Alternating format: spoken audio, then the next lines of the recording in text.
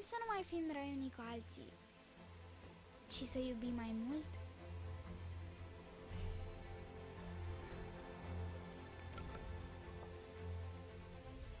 Putem să vindecăm orice ne doare? Putem să avem grijă să nu lăsăm pe nimeni în urmă?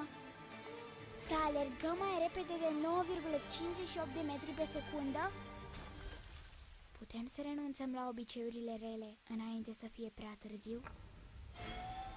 Putem să conducem fără să poluăm? Putem oare să ajungem și mai departe? Cu ajutorul tehnologiei putem ajunge oriunde. Together we can. Vodafone.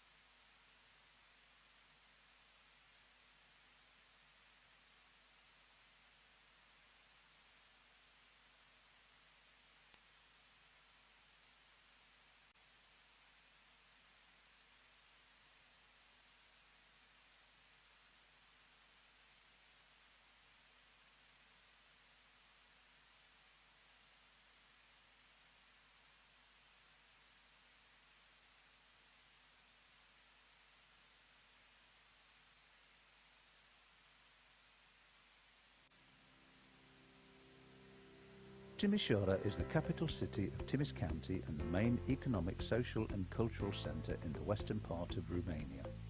It is the third most populated city in the country, having 500,000 inhabitants. Afi Park, Timișoara is located in the city centre of Timișoara, easily accessible from all parts of the city, having direct access to public transportation in front of the project. Trams 1, 2, 4, 5, 6 and 10 are only 1 minute walking distance from the project. Afi Park, Timișoara is a landmark modern A-class business park consisting of 5 office buildings built to the highest technical standards, enclosing 43,000 square metres GLA offices and retail spaces.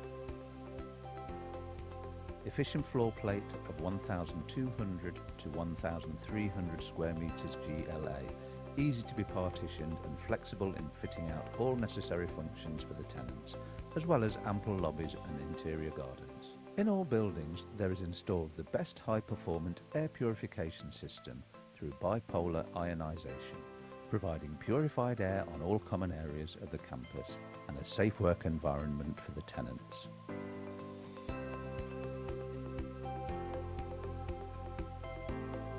The ground floor hosts many retail services where tenants can enjoy a coffee or have lunch on top of the building in the restaurant with an aerial view over the city.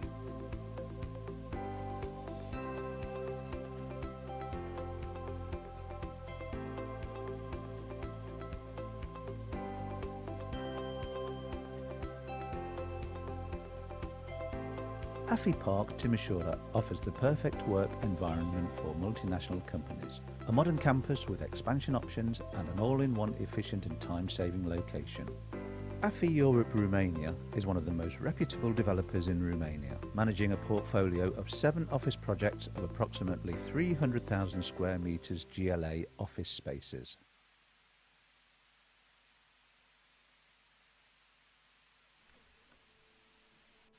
Am câteva întrebări. Câteva întrebări mari. Putem să nu mai fim răi unii cu alții și să iubim mai mult?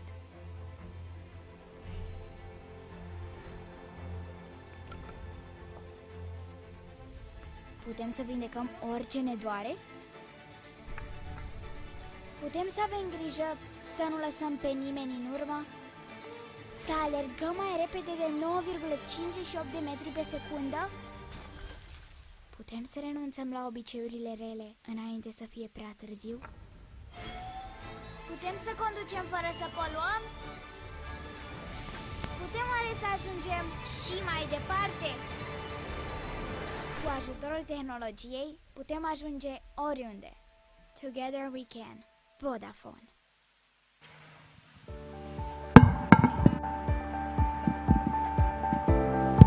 Bucharest is the most economically developed city in Romania, generating 1/4 of the country's GDP and of its industrial production. Bucharest serves as headquarters for 186,000 firms, including nearly all large Romanian companies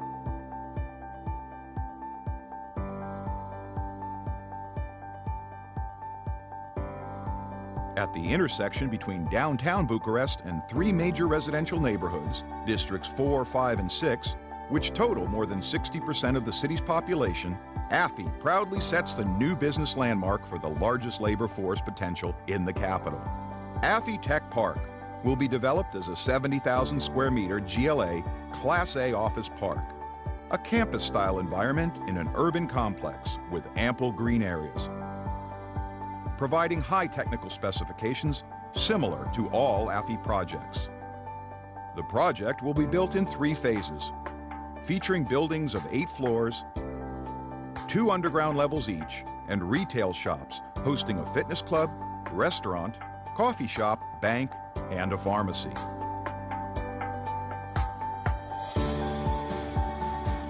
AFI Tech Park can be reached via 2 main traffic arteries, Progresului and Tudor Vladimirescu Boulevards, each with 4 lanes that allow smooth traffic flow.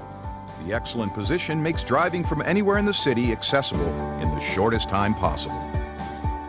The business park is very accessible by public transportation. A shuttle bus is connecting with Unirii metro station. 5 tram lines stop at the entrance of the project with the highest frequency in Bucharest.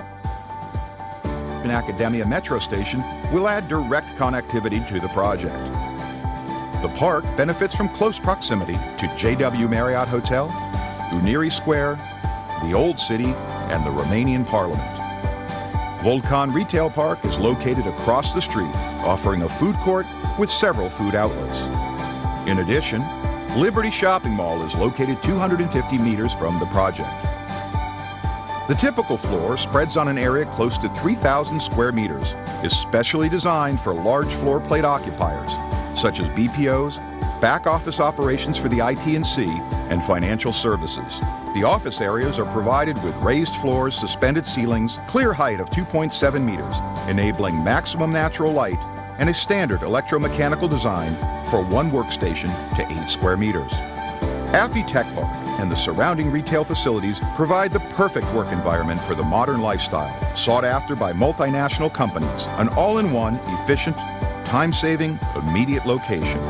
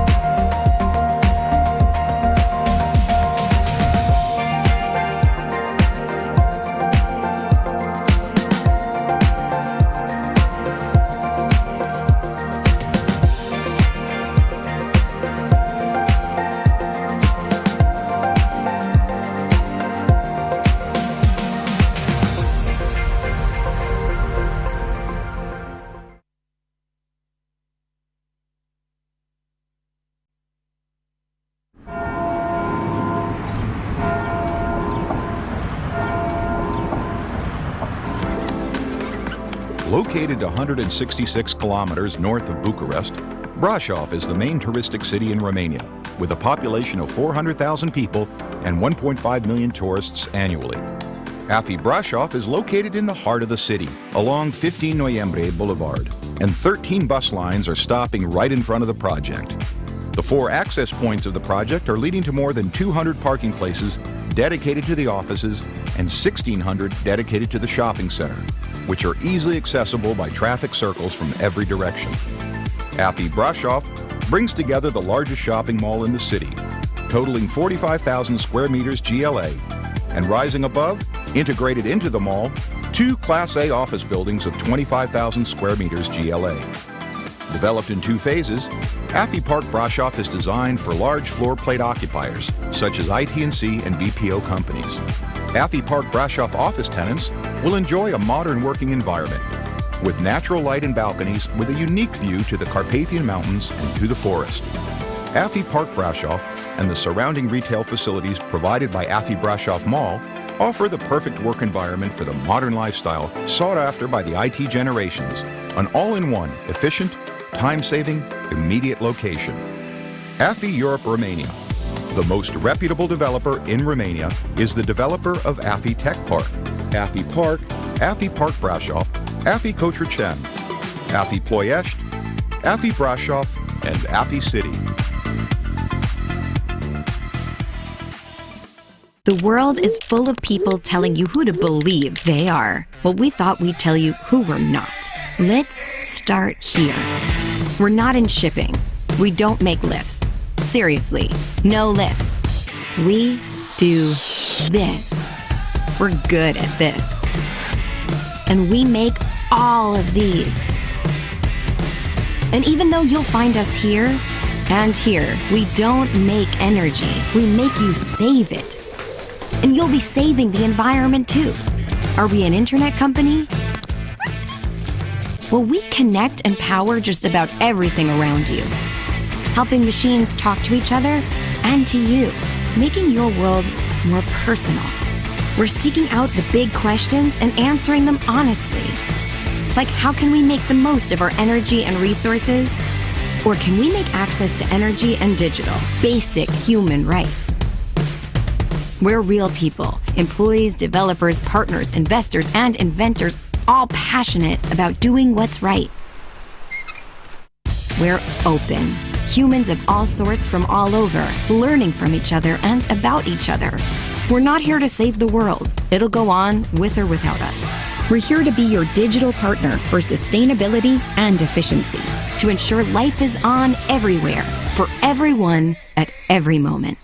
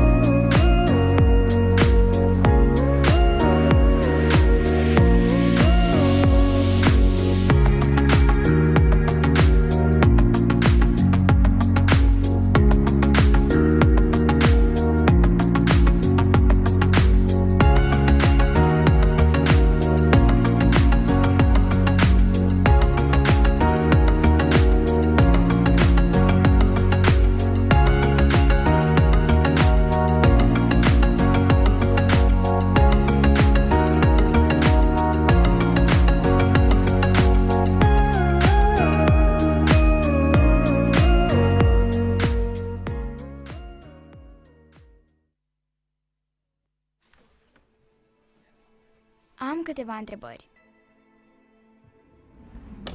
Câteva întrebări mari. Putem să nu mai fim răi unii cu alții și să iubim mai mult?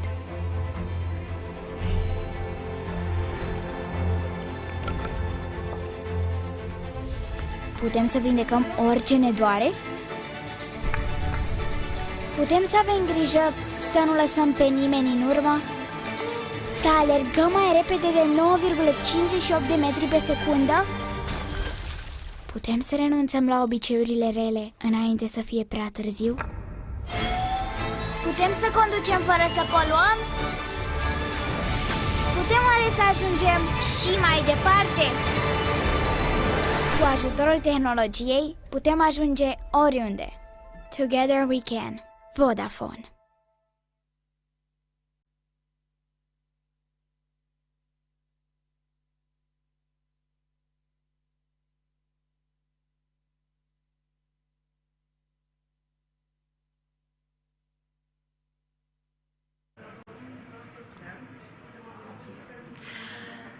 Bună dimineața! O să vă rog să luăm loc, să ne pregătim pentru începerea evenimentului.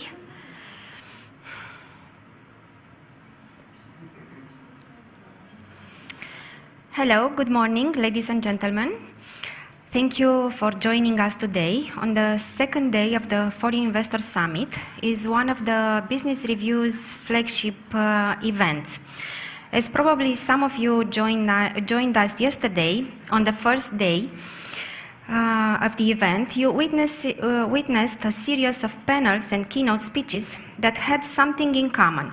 All the panelists made an in-depth analysis of our country from the FDI perspective regarding the Romania's attractiveness in the eyes of the foreign investors, and also highlighting the potential that our country has to increase to the level of FDI. The growing FDIs are a solid proof that Romania still is an opportunity for foreign investors. Retail and commerce, technology and communications, energy, real estate and agriculture sectors are the main focus of the investors. But foreign investments are not only about business in this new world we are living. Business goes hand in hand with cultural, social, environmental, or diplomatic development, and is a great path in strengthening the ties between countries and their people. I'm very honored today to welcome Mr. Florin Spătaru, the Minister of Economy, who will have a keynote speech opening the second day of the Foreign Investor Summit. I'm hoping Mr. Spătaru will join in the conversation very quickly. Just a second, I'm coming back.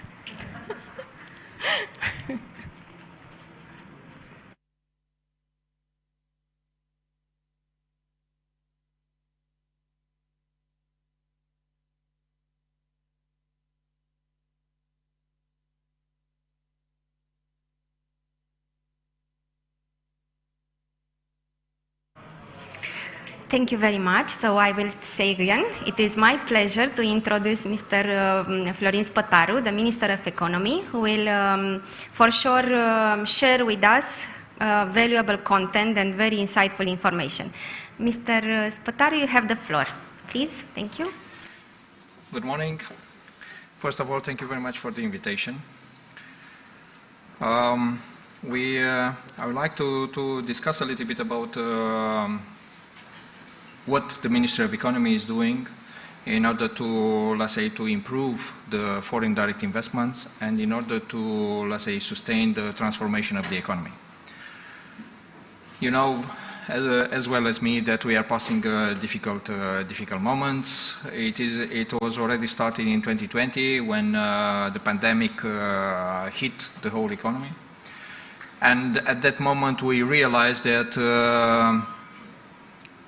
what we have considered the principles, the valuable principles of continuing the business and developing the business might not be, let's say, valid anymore. Then we started with let's say, with the energy crisis, and then we have the war, and now, let's say, there are several aspects which are considered at this moment, let's say, disruptive for the, let's say, for the economic development. In this context, what are you doing? What are you doing as a European economy, and what are you doing as a Romanian economy? At the European level, you know that we have, let's say, we have agreed with very ambitious goals. That by 2050 we are going to have, let's say, a zero carbon path economy. We'll go into e-mobility. We'll go into, let's say, a more sustainable, let's say, development. But that will require a lot of investments. That will require a big change in the mindset of the, let's say, of the major players. But how is this going to be reflected also in the, let's say, member states' economy? And this is something, one of the challenges what I have, let's say, had already from the moment when I started my mandate. How is Romanian economy going to be transformed in such a way that we will not miss the momentum? Because we have experienced in the past that that momentum, let's say, was missed or nearly missed several times. But for that reason, you need to visualize that the economy, the Romanian economy, needs to, let's say, boost on one hand, but needs to be placed on a different base. I have seen a study of KPMG regarding the position of the CEOs and how do they see the future, the near future and the long-term future. And I have been pleased to find out that somehow the conclusions are very much in line with the, let's say, with the, also with our conclusions. That we have to take exceptional measures in exceptional times in order to, let's say, prevent more deep recession, but also to boost the ESG, let's say, investments in such a way that this transformation is done now and not tomorrow, and not in the future. And for that reason, at the Ministry of Economy, we have, let's say, created few important instruments. One instrument is related to the, let's say, to the development of the processing industry.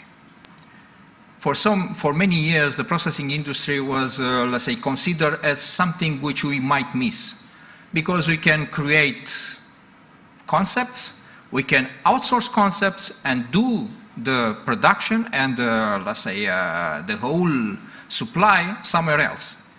It's not valid anymore. And for that reason, we have developed this instrument, this state aid scheme of 300 million, and I would fight for, let's say, for an extension on a long term of this instrument in order to allow the companies from the processing industry to make, let's say, the transformation. Change the equipment, bring new technologies, going into, let's say, with the automation solution, but also taking care of the environment and taking care of the social impact of this, let's say, of the new economy. Then we took measures before adopting the strategy for the circular economy. You know, it was a point where the circular economy, it was like a dream. It was something on a paper, bunch of papers, but not really affecting the in the economy. And for that reason, we have started this minimis scheme, but we are also acting on creating projects to be funded in a short time period, but also in the long time period for development of the circular economy. Because the circular economy might bring us the materials, the base materials, but also might extend the life cycle of what we are using today. Those two topics might create, let's say, the frame for the development of the economy in the future.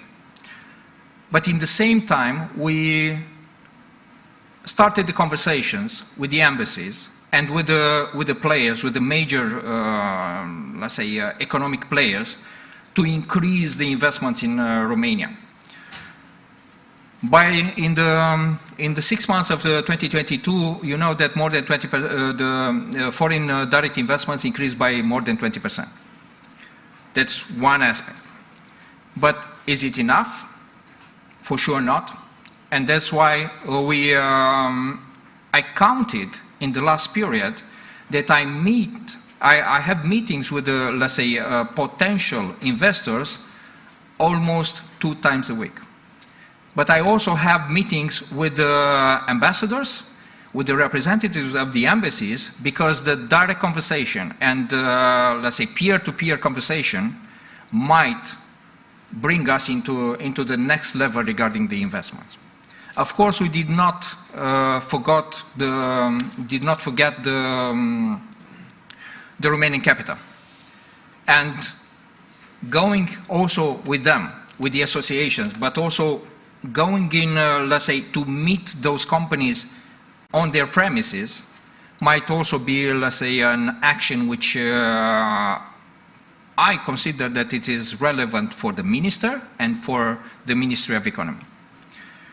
In this context, we consider that the next steps we are going to take by, let's say, being active on developing strategies on mineral resources, developing strategies on increasing the competitiveness of, let's say, of the economic sector, developing competence sectors in different areas, and creating a balance in the whole Romania on, let's say, allocating several industries based on the, let's say, resources and the capital,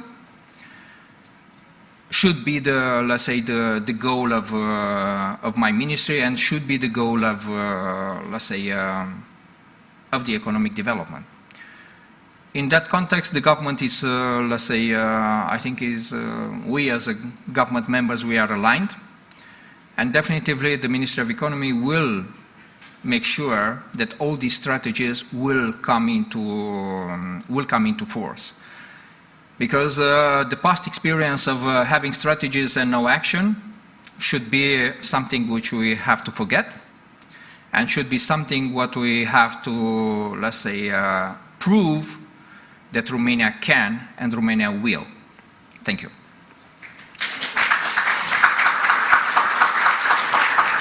Thank you very much. Dear Minister, your voice is essential, as I told you while we invite you during this business conversation. I now have the honor to welcome His Excellency, Mr. David Muniz, Chargé d'Affaires at USA Embassy in Romania, for a keynote speech with regards to the importance of USA as a strategic investor in Romania. Thank you very much. Please welcome. You have the stage, Your Excellency. Thank you. I'd first like to thank you for using that photograph of me. Thank you. I believe it's going to be retired after this event, but that's fine. Anyway, thank you very much. So good morning, everyone, ladies and gentlemen, Minister Spataru, and all distinguished guests here today. And congratulations to Business Review magazines for your 9th edition of the Foreign Investors Summit. Thank you for the invitation to speak today.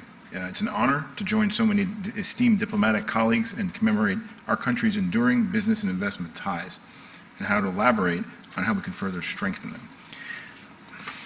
Okay, excuse me. A few things are...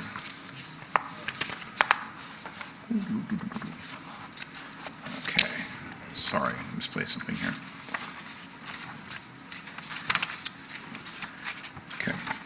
The United States global alliances and partnerships are founded on respect for rule of law, transparency, and accountability.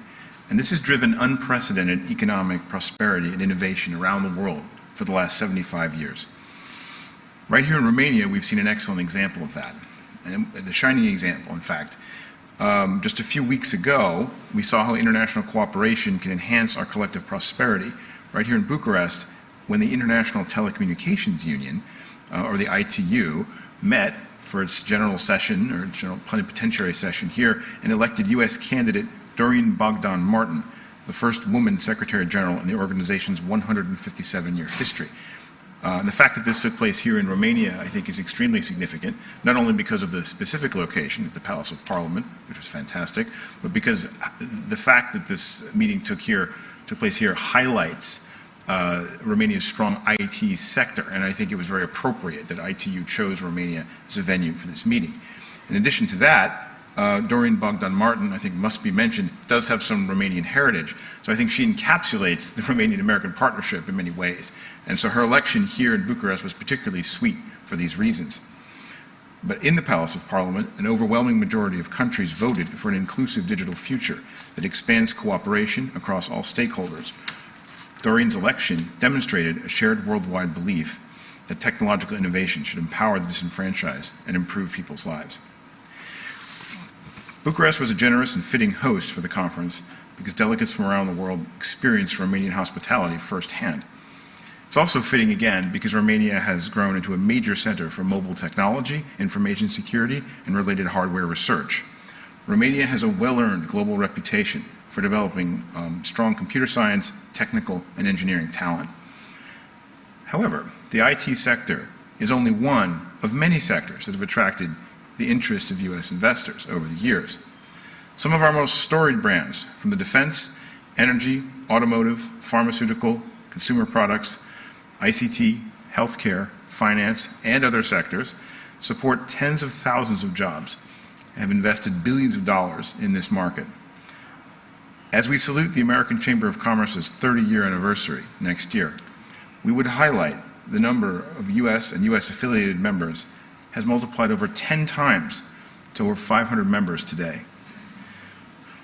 We're very proud that our commercial relationship is a critical component of the 25-year-old U.S.-Romania strategic partnership. In 1997, the year that we signed the strategic partnership agreement, the United States imported nearly $400 million in Romanian goods and exported $258 million of American goods to Romania. In 2021, nearly a quarter century into the partnership, Romania's exports to the United States multiplied 7 times to nearly $3 billion. At the same time, U.S. exports to Romania quintupled to $1.4 billion. What brought us here, and how can we continue to move forward? Our International Trade Administration notes Romania's very high Human Development Index measures, the skilled labor force, population size, and strategic location. Romania is energetically blessed with nuclear energy, hydroelectricity, oil, natural gas, wind, solar, and more. However, there are also challenges. The European Commission's 2020 report for Romania pointed to persistent legislative instability, unpredictable decision-making, sometimes low institutional capacity, and corruption as factors eroding investor confidence. I can tell you personally, U.S. companies echo these concerns, along with shortfalls in energy and transportation infrastructure that reduce operating efficiency and increase costs. We urge the Romanian government to continue combating corruption, holding consultations with stakeholders, and conducting impact assessments consistently before enacting legislation in order to improve the overall business climate, to strengthen its position among EU member nations who also seek to attract U.S. investors. I will say in this regard that the comments and the policies that the Minister just elaborated here are very, very welcome, and we enjoy an excellent relationship with the Ministry of Economy, and it's good to know that we have such a strong partner to deal with all of these challenges, but also to seek the opportunities that can move us ahead. We also applaud Romania's candidacy to join the OECD, the Organization for Economic Cooperation and Development. I want to reiterate something that the MFA State Secretary responsible for OECD accession, Luca Nicolescu, a point that he made, that the accession process presents an opportunity to enact reforms that would modernize Romania in the direction of states with consolidated economies. As a close partner and friend, the United States will support Romania's efforts to achieve the investment climate and rule of law standards that would make it competitive for OECD membership. Working with Romania and other NATO allies gives me great hope as we rise to meet the profound challenges that Russia's full-scale invasion of Ukraine has posed to the continent's security and economic well-being. Allies and partners, that is what I see when I look across the crowd gathered here today. That is what I was very happy to see yesterday evening when we celebrated the opening of our new photographic display, which is available to look for everyone to see in Piazza Universitatea, commemorating the 25th anniversary of the strategic partnership, and I commend it to you, and I urge you all to go take a look if you have time. But that's what we see now in Romania, and that is the result of a lot of hard work over the last 25 years of making our strategic partnership real and tangible, and it really is. And so, anyway, as we look forward to the future, we have a very positive view of where Romania's economy can go and where the foreign investment climate can go. It is constantly improving, constantly growing, and definitely every time I'm going out into the country, particularly when we're meeting with local businesses or American businesses, we see that potential. And we want to see Romania realize that potential. And that's what we all want to see. And I think as we continue to partner together, we will see that. So, as I finish my remarks, I would like to introduce from KPMG, and I just met her, so I apologize for the delay here, Ramona Juribița, the managing partner for KPMG in Romania.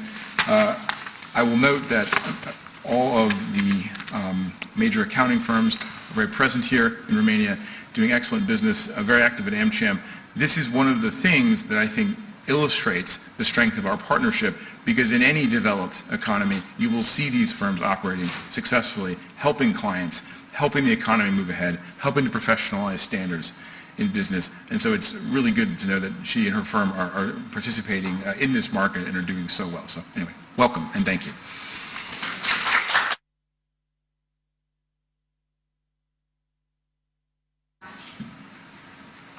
An inspiring keynote. Thank you very much, Your Excellency.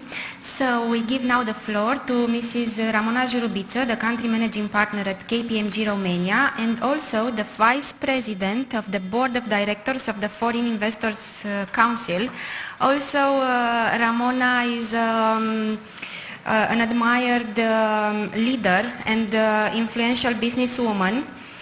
She will moderate the panel dedicated to USA investments. Thank you, Ramona. Your floor is Thank you so much, Your Excellency. Thank you for the kind words, and Business Review for giving me this opportunity to moderate this panel, which again it's a privilege, and I will, as I briefly introduce my colleagues in the panel, I will ask them to come to the stage close to me. So I will start in no particular order with Elisabeta Moraru. She is the country managing of Google Romania. Welcome, Ela. I also have Peri Zizi, is managing partner of the Bucharest office Dentons Romania. He's head of corporate practice group in Romania. Welcome. Hi. Mioara Iovciulescu, managing partner at Atlantis Romania, having significant experience in residential development, industrial project logistics, and many others. Welcome. And Dr. Teresa Scheffler, she's Scheffer, Executive Dean for Institutional Affairs, Professor of Management at Tiffin University. Welcome. So today we will continue the theme of our event. Yesterday we spoke about investment. Now we continue about investment, since we know that investments are the key for economic development, and we heard the Minister Spătaru emphasizing this many times. We have a panel with representing U.S. investments. U.S. investments are significant for the Romanian economy. And I will start with the first question, but please stay awake because I will leave a few questions from the audience at the end of the session. So I will start with a general question since we talked about the business sentiment of investments on the Romanian market. A question which is addressed to all panelists and they will of course answer given their background and their experience. So given the current context, especially with the challenges at the geopolitical level, is Romania still an attractive investment? And if that's the case, how can we attract more investments to Romania, and in particular US investments? And I will start with you, Ela, if I may. Super, thank you. Good morning. A pleasure, and thank you to the organizers because it's extremely valuable to not just do but also talk about what we do. And sometimes I think we don't talk enough about what we do, and that's also one part of the answer I have for your question, for the second question. I've seen our colleague from Tiffin University, and I remember that Friday I was there in the room when you celebrated the graduates, and I had one of my colleagues there, and I was very proud because that's where the opportunity is. I think the opportunity is in educating people and making sure that we generate lots of development here in the country.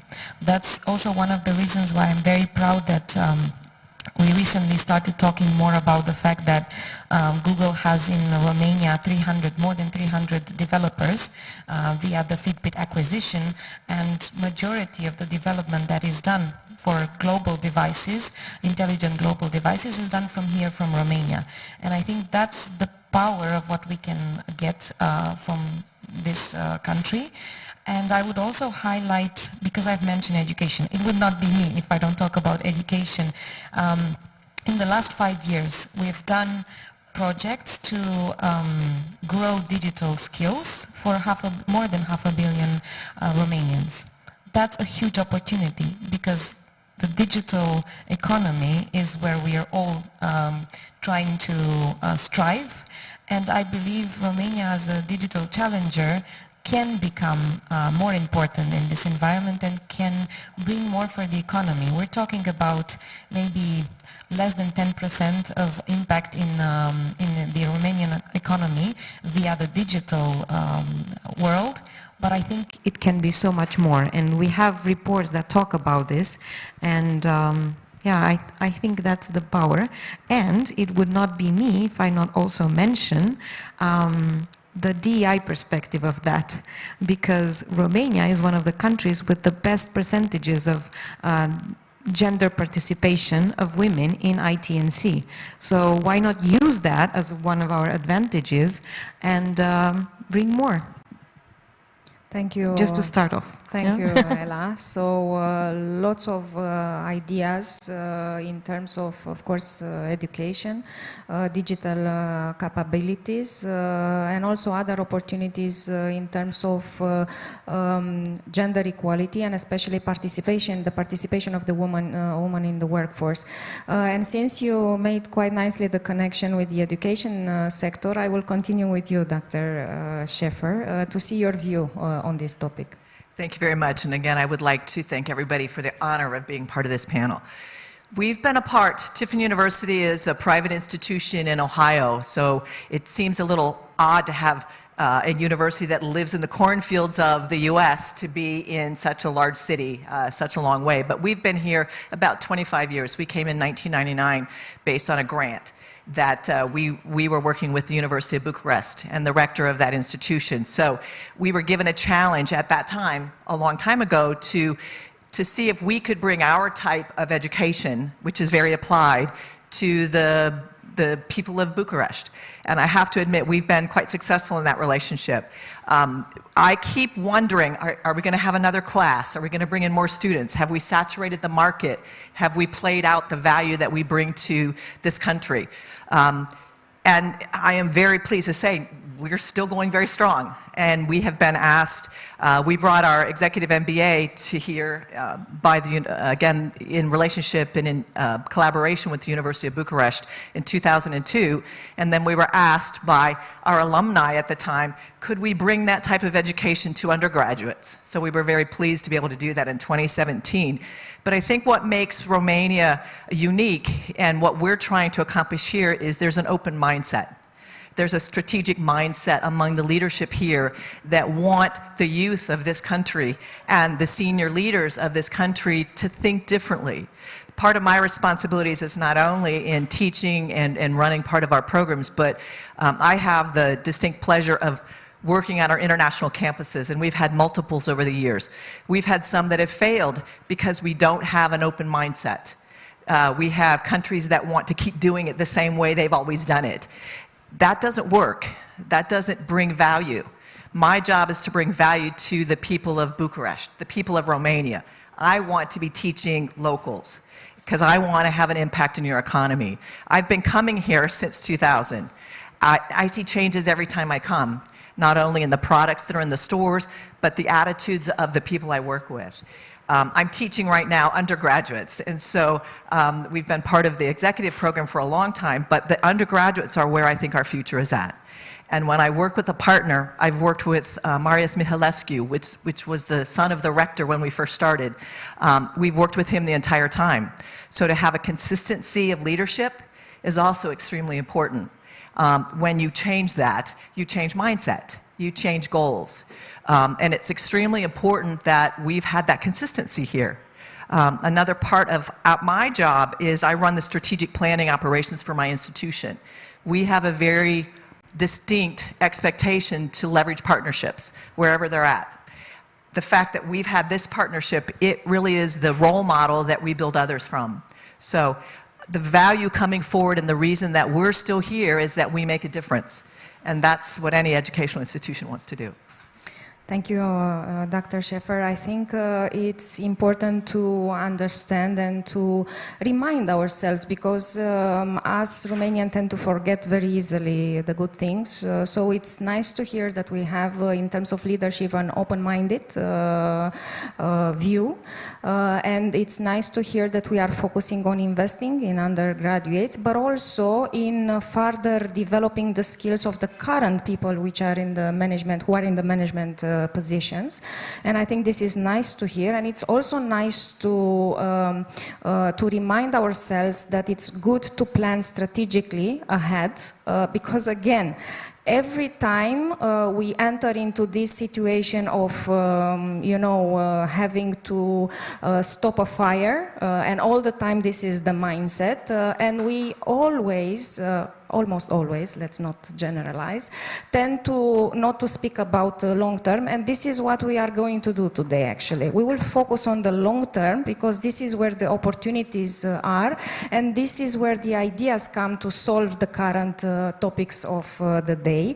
And I will, of course, would like to take the view of Ms. Iovciulescu, because you have, experience in various sectors, so I would be curious to see your view on the question that I raised earlier. Thank you very much. Yes, indeed. Listening to Dr. Scheffer and to Mrs. Moraru, and looking at our panel now, we can see the force of the woman in Romania. So I think it's important, and yes, I do believe that the workforce is a real asset of Romania. And US investors saw that. Also US universities. We are a country with hard-working people, and also we have proven loyalty to our companies. My example is that I'm working for the same company since 2012. So we work together, we thrive together. And yes, we continue to invest here. We diversified our business here. We started with real estate, and now we are very interested also in the renewable energy field. And we are very concerned about these sustainability aspects in Romania. And our investors will keep doing business in Romania because they started with this vision in 2006. And as we are talking about sustainability and long-term businesses, I think that we are a proven example of that. Thank you so much. So commitment and loyalty, although I'm sure that when we will, because we'll have questions on the talent, we can debate on how difficult it is actually to make this happen in reality. Perry, I didn't leave you, last to answer this question because of gender balance, of course, but because you have a contact with basically all investors in different industry, given your background. So I think it would be interesting to see how putting together, all the experience that you have, how you see things from your point of view. Thank you, and thank you also to Business Review for having me on this panel. It's a pleasure to be here. I appreciate the ability to go last because I heard everybody else's good ideas and I can build on them, particularly some things that David and Ella said and something as well that you said about the kind of short-term versus long-term approach. We do represent a range of clients. We're actually celebrating our 25th anniversary quarter century in Romania. So I think kind of it's fair to say we've seen it all from the big privatizations of the mid to late 90s up until today where we are with the second wave of renewables. I myself have been here nearly 20 years and kind of seen very much development from the pre-European Union up until NATO accession to now here we are today with the challenges next door. Obviously, the tanks in Ukraine don't actually send a welcoming signal to investors to come to Romania. And let's be honest, I've had discussions with many investors, particularly American investors. I think the fact that Romania is EU and NATO makes a big difference. And at this point, I would say we are seeing a lot of interest, not only from tech investors, but from investors in green energy, investors in agriculture, and clients who are engaged in military procurement. These are three areas we are very busy with, and we see continued growth. Other areas maybe a little less so, but at least for now, we've been quite busy this year as well as last year. Of course, Romania is dependent on many other larger economies, so how this will continue, difficult to say. But I was speaking with an economist just last week who mentioned that essentially the old rules are thrown out, and it's difficult to predict what will happen. In the same way, it was difficult to predict what would happen under COVID. I think a lot of what was predicted didn't happen, and in fact, many companies did quite well. Others didn't. So here we are in uncharted territory with essentially a war likes of which we haven't seen since World War II. As far as we're doing, as far as our clients are concerned, Romania is still of great interest. I was driving with my kids over the last weekend in a part of Romania that I hadn't been to before, which sitting here now and hearing Ella and then David earlier, brought to mind the huge potential Romania has by seeing miles and kilometers of underserved areas. And this was in the area around Petroșan, Drobeta, Turnul Severin, Târgu Jiu, areas that you don't drive down the street and see a Mega Image every block. You don't see a Starbucks. You don't see much in the way of manufacturing. But this is a massive opportunity of areas that just don't have the investment. And whereas 20 years ago, this wouldn't necessarily have been a plus, I think the areas of Romania that are more developed, Cluj, the Bucharest area, are now maybe becoming so saturated that investors are looking to the secondary and tertiary cities. And we see this now for the past 3-4 years, that there's actually real interest in some of the cities outside of Bucharest, particularly for real estate investors. So it's a positive thing that development will be more spread, and there is a need for it. Lots of good things, but I think in terms of attractiveness of investment, and thank you, Perry, for reminding us, because I think we tend to not to put so much emphasis on this, the fact that we are EU members and NATO partnership is basically a strong positive signal for investors. And also planning and focusing on investments with added value. It's also an opportunity that Romania finally understood, I would say. We heard Minister Spătaru mentioning earlier about investments and plans to further develop the processing industry, which is, good. We heard examples about how we can use our competencies in the IT skill to further progress in this attractiveness of the added value industry. So I think this is definitely something that we should focus in the next period. And now we discussed about the macro context. We discussed about investments at global level and regional level, and of course local level. I will switch a bit to the particular business that our panelists are running. And we've heard earlier from the keynote speeches that the business sentiment is rather optimist, and there are many surveys which basically attest that. So business leaders, they tend to be more prepared for a downturn. They do expect next year to be a recession. But what the majority of the leaders are saying is that they expect to be shorter, and they are better prepared and equipped to deal with this recession. And given this context, which is, by the way, a global context, I will ask the panelists to comment from their business perspective. How do they see 2023? What are the opportunities that they see for their business, and of course the challenges? And I will start in a reverse order, and I will start with you, Perry. Okay, they haven't heard enough of me? Okay.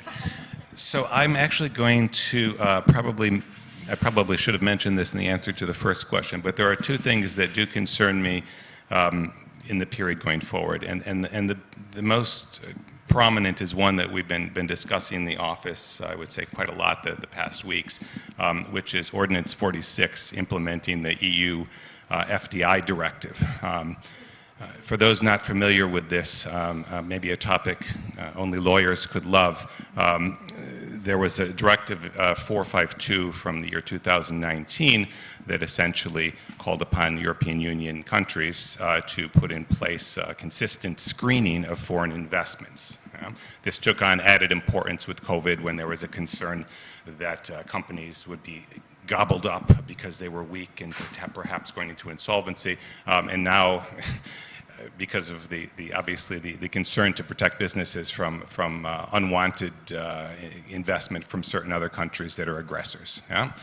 So essentially the European Union level directive, or regulation, excuse me,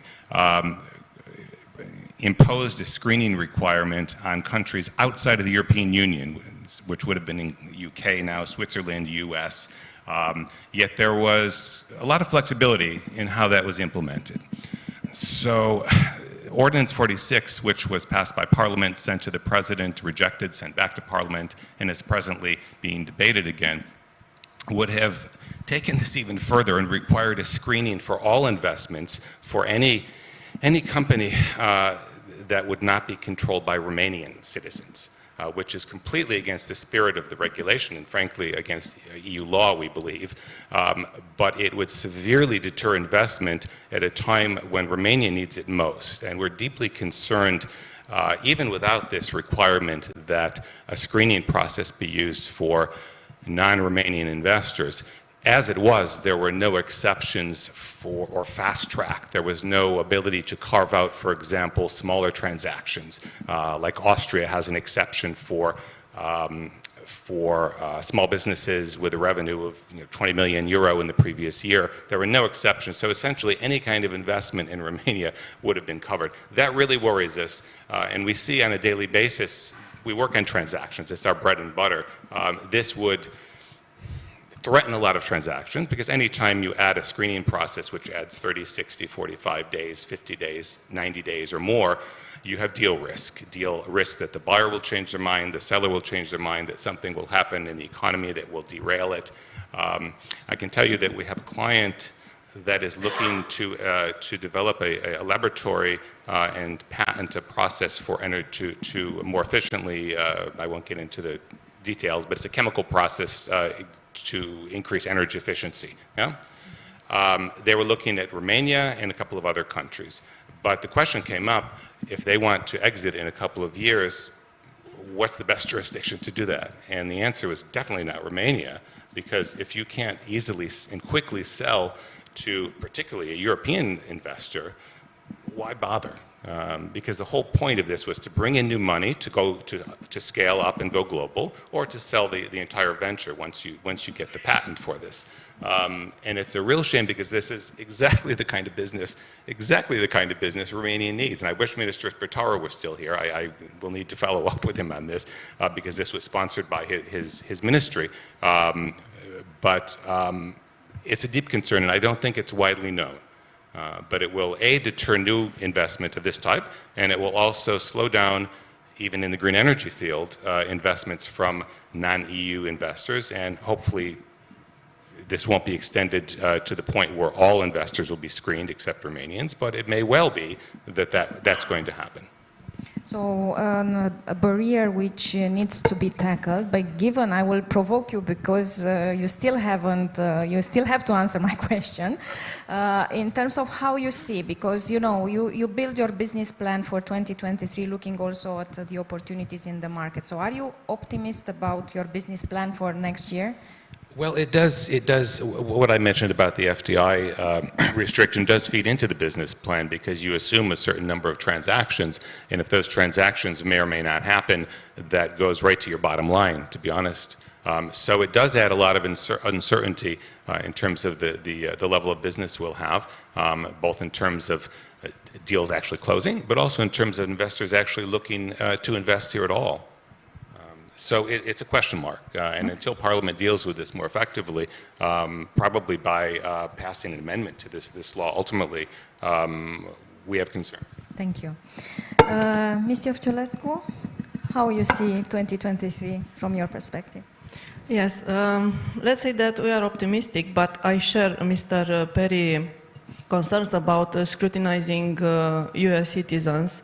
We had an unfortunate situation with one of our investors, and when we saw what the bank was asking just for open the account, we definitely decided not to work with that bank anymore.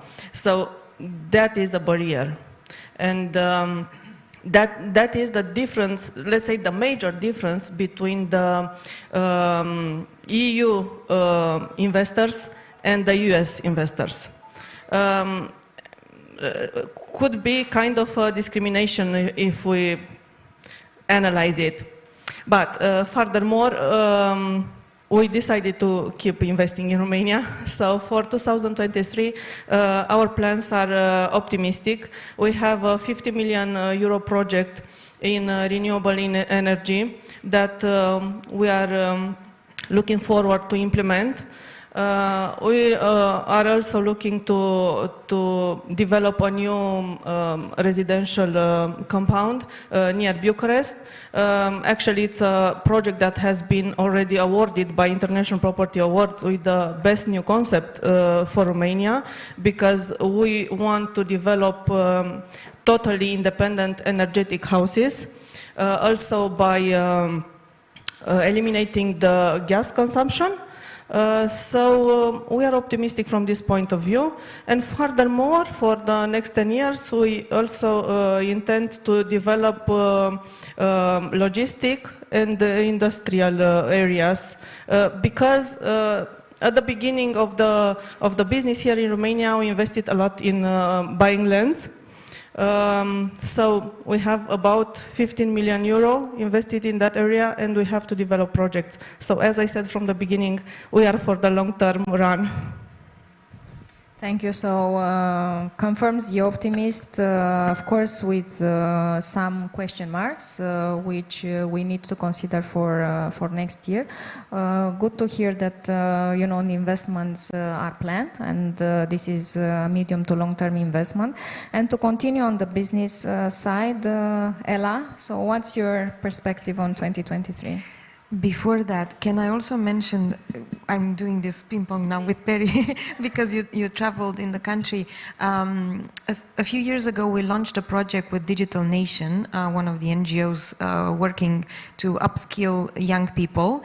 And the grant was for young between 17 and 35 years old in smaller towns, so that they develop digital skills where they are, so that they stay there and they work either for the local economy or for global partners or clients of theirs, so that they keep the growth locally. And I was at the launch in Piatra Neamț, and the energy of those kids, was amazing. And that's what makes us think about 23, to go back to your question, where I don't know if I'm optimist, pessimist, it's not there. The feeling is of determination and a lot of commitment. We just announced the new office that we created here in Bucharest, and I've just mentioned the Fitbit investment, and next year for sure I'll come with more. What we also announced is our doubling on the commitment on the digital skills. I'll give you some other numbers. We see that more than 250,000 companies have a business profile using our tools. So one of these companies will definitely need even more digital competencies and tools and platforms, hopefully to export. Because one of the elements where we want to see more is the fact that we don't only take Romania as a market for the companies here, but that they also go abroad. Bitdefender is an amazing example of how you can turn literally into gold a company here in Romania. And there are other unicorns and hopefully more to come. We are investing and we're doubling down on our investment for startups. We've supported more than 500 startups, and we're part of, I think, more than 30 programs of acceleration or startup investment, and we want to double down on that as well. We have more than, I think, 9 tools which are for free for companies to take technology and turn it into their DNA so that they can survive no matter what crisis. Because during COVID, we've seen companies all of a sudden realize how they need to be online and digital, not just within how they function, but also how they sell. So this is an element where I see a lot of development for next year, and that's why the feeling I have is around resilience. And digital helps you be not just resilient, but in times of crisis actually profitable, because you can pivot and you can definitely turn your knowledge into the best you have. So I'm actually quite excited to what is coming. And last week we've met also with some C-level partners we have in Romania, and they were also very intrigued of what's coming. And I think the feeling is of we are here. This is coming. It's not really in our control because, as you said, it's a lot of macro influence. What do we do to pivot? What do we do to really moonshot and 10x? And it's challenging. It's difficult. There will be a lot of effort and a lot of collateral damages maybe on the way, but definitely an area of investment. Thank you. Thank you, Ella. Dr. Scheffer, you talked about, planning your business. How you see 2023 from your perspective? I'm also quite optimistic. Teaching students resiliency, teaching students what we call grit, We are expecting some sense of a downturn, whether that's a global impact that starts in my country or it starts in another country, but Romania will be affected. We went through that in 2009. I think the difference here is we managed. We made it. COVID, we've made it. I'm going to cross everything I own, but we've made it this far. We had to pivot and go online with our programs. The US programs, we're very strong in online. We've been doing it for many years. This program is face-to-face. My faculty fly over. They teach here for the period of time for the classes. And so we had to teach that flexible mindset, that adaptability. And the Romanian population, the Romanian students, whether they're senior leaders or 19 and 20-year-olds that we're teaching, could adapt. They had to. So that flexibility, that resiliency was evidence because we made it. We're still here. And we're still thriving and growing. So I'm very optimistic about the future. And I just spent part of last evening with my partner talking about the future. What do we intend? How are we going to manage growth? We expect growth. And so we talked about investing more FTEs in terms of full-time employees on my side of the house. We have this partnership. On his side of the house, what does that mean? Where do the funds come from? How will we collaborate? And I think the difference in that relationship is it's not a vendor relationship. It's not a supply chain link in the relationship. It's a strategic partnership. And when you have a strategic partnership, you live the waves of the economy together. Sometimes we benefit, sometimes my partner benefits, but in the end, we have an expectation that we're going to transform this country through the lives of our students and the attitudes of our students. And so I think as long as you keep that goal, that focus in place, and you work with someone who shares that, it's my job to make my partner successful. It's his job to make me successful. And so we work together to do that. So our hope for next year is to bring additional academic programs because we've been asked to do that. AmCham has been asking us to take a look at that. Other universities are asking us to do some things, and so we need to invest more. So that's the plan. So I'm extremely optimistic. Thank you. So these are plans basically to support growth, to work on the optimist side. But before I will jump into the biggest challenge, I would say that the businesses, and not the businesses, I think the entire community is facing, and this is the talent and the new ways of working and so on. I would still like to ask a question about the short-term challenges. Of course, we speak about long-term, but I would not like to, be seen as avoiding, the elephant in the room, because there are the challenges that we see on the workforce. So it's hard. The labor market is red in many sectors, if I can use this metaphor. We see increased prices for raw materials, high prices for utilities, which generates inflation and so on. And the question is, because also in the audience there are representatives from various sectors, and this is something that is heavily discussed these days.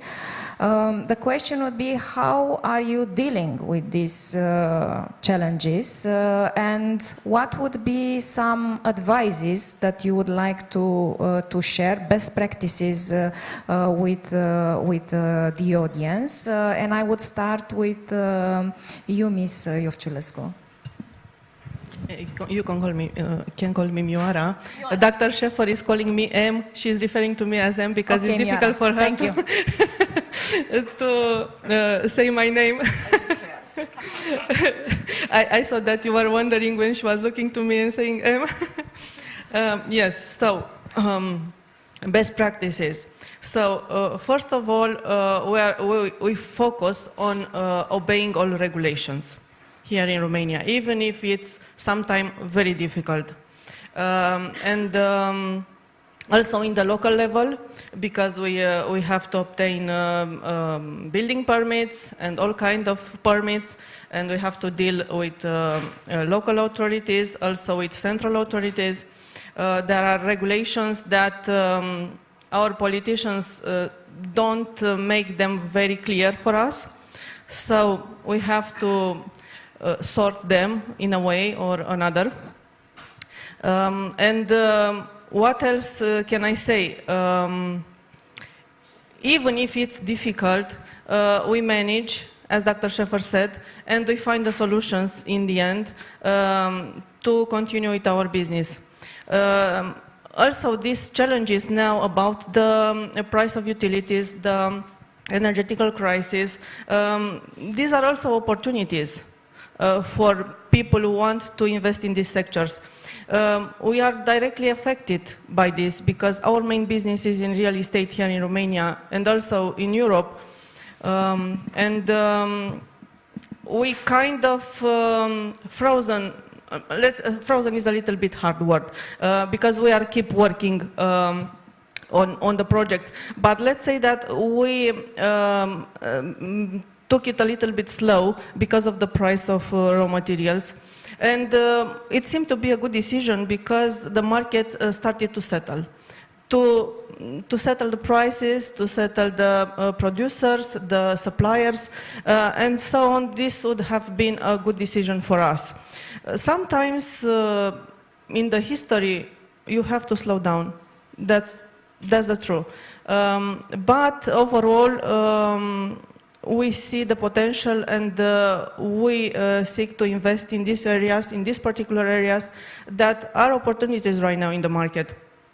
With the renewable energy project, yes, I'm sorry that the Minister of Economy left because we see at the declarative level a lot of programs and directives, and it's all right to be like that, and it's all right to inspire business people here in Romania.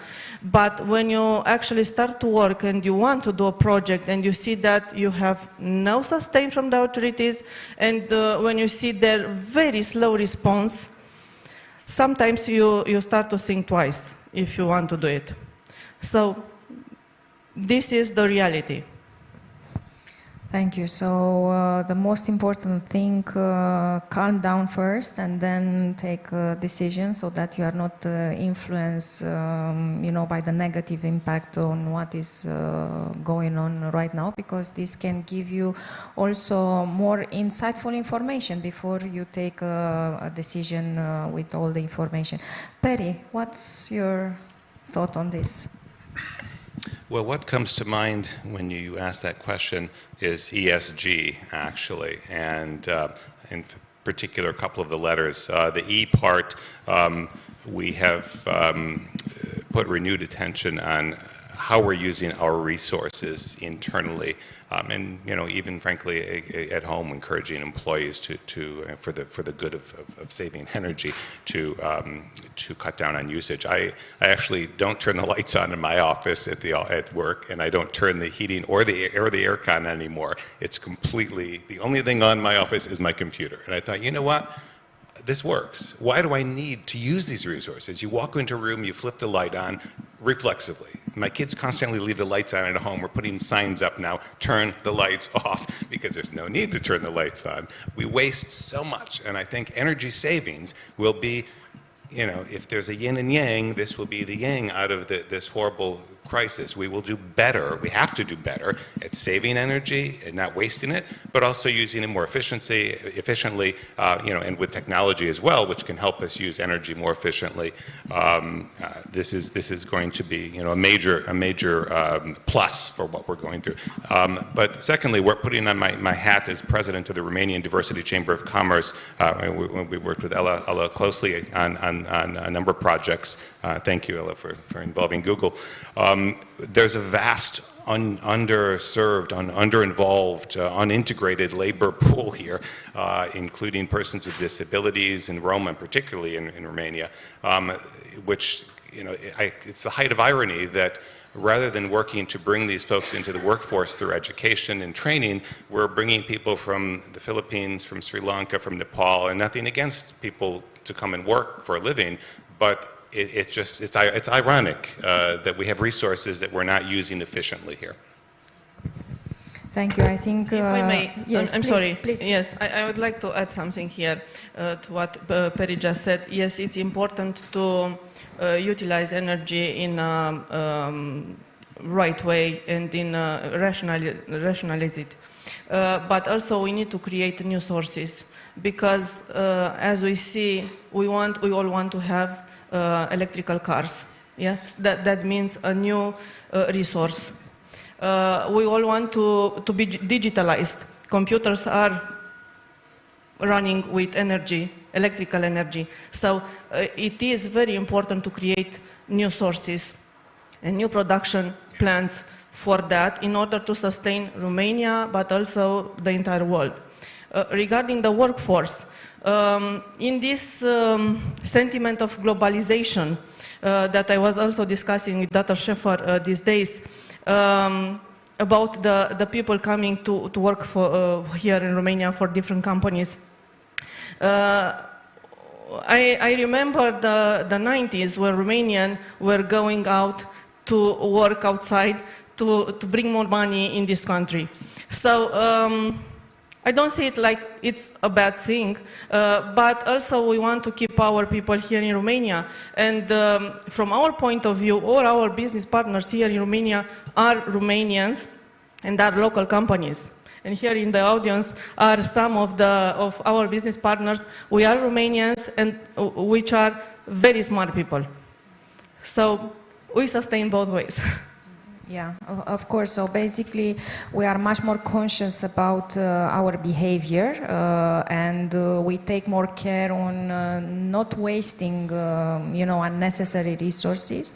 But on the other hand, in order to be sustainable, because this change in behavior, we've seen it, and young generation, Gen Z, for example, they put a lot of emphasis, and for a good reason, on that. We also need to have the proper infrastructure to support it. So I think this is also important to point out. Ella, your thoughts on this? Oh, I have so much to say. I don't know what to start with. Tell and keep it for the next question, yeah? Yeah. No, I have so much to say about that. Okay, let's start with the sustainability part. I grew up in communist times, like some of us in the room. So for me, saving is somehow familiar, let's say, from different perspectives, but still not that difficult. As a company, though, I would say that Google has passed this message some time ago already, before the crisis, on sustainability, first on all the data centers and then at global level with our commitment by 2030 on zero carbon. So I think it's a statement, it's a commitment, and we're already doing. The building where we are, our office was awarded for sustainability. So that's a commitment, it's a fact, it's something we take as granted also. Also using automation and all the tools possible so that we save everything that can be saved. And it has just to be done. It's just like the commercial. On what we I again, ping pong with Perry. Yesterday I've met with colleagues from Mosaic. Today we're inviting Romania in our all hands to talk about what we do, so that we make sure we keep everybody on the same pace, because the gap, technology also brings a gap which needs to be bridged, because people need to have access to working conditions, but also to economic opportunities. So that's also something that us as a company, I hope we role model, and we're very committed to do, so that we make sure these people have all the opportunities they need to. Talent, not now, you said? Not now, okay, because I have a lot to say about that. Best practices for short term, yes. Yes. One more thing then on commitment and on making sure we're inclusive. To give you another example, during the pandemic, Google at global level, here included, paid all its vendors, food teams, security, everybody, although we were not able to go to the office. Yeah? That's commitment, that's proof. So that's how I believe needs to be done, because like you said, Em, it's an ecosystem. right? So we need to make sure that we support the ecosystem. And what I've said about the businesses, that I've said we give tools for free, that's ecosystem. That's what we need to do, and that's part of why we should be present, I think. Thank you, Ella. And Dr. Schaeffer, I left you on purpose this time, you know, to sum up on the best practices because you are advising business leaders. So I think we are all looking forward to see, you know, what's your view on this. I think it's important to recognize the strengths that we have, the endurance that we've had, and to not lose those lessons from the last 2 or 3, 4 years, or to not lose any lessons when we have a downturn in the economy. One of the things that we do that I think is really important is that all of the faculty that come to this country to teach share their expertise with business leaders. So we're going out to our alumni's companies, other companies. You know, I teach international human resource management, and so I'm working with a lot of HR directors and saying, what are you doing? Are you returning your workforce? Are you not? How are you managing? How are you evaluating? Are we still afraid that if someone's not coming to the office, they're not working? And so the lessons that we've learned through the fact that most of us could still be achievable and meet our goals, and sometimes even surpass the goals we set for ourselves in terms of our bottom line, are things we need to share. And so the expertise of my faculty that come here, whether that's in marketing or logistics or finance or whatever my faculty are teaching at the time, we make ourselves available to any of the businesses that are interested in having a conversation. So that consultancy conversation, I think, is huge, because as faculty, our job is to be like the rest of the business leaders. What's happening? We're reading, you know, the Financial Times. We're reading the industry leadership. And so we have to share that knowledge. So when we've had success, we need to share it. When we have had less success than we want, we have to share why. And so, again, we've made it. Don't take that lightly. We need to take those lessons forward. Short term, I'm a little more concerned about the attitudes of Gen Z.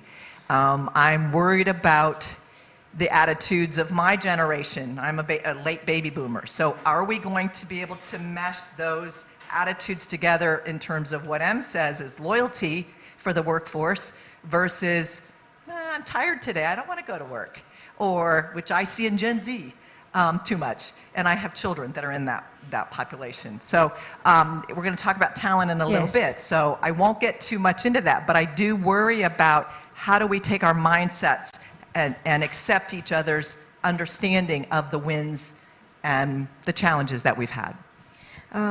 Thank you, and I will continue with you on the talent for a good reason, because talent is both an operational but also a strategic priority for business leaders. And of course this is influenced by new ways of working, by new behaviors, and I think we should discuss this topic, and we should discuss on how are you preparing the students for the future workforce, and what are the trends that you are already seeing, because you anticipated a little bit?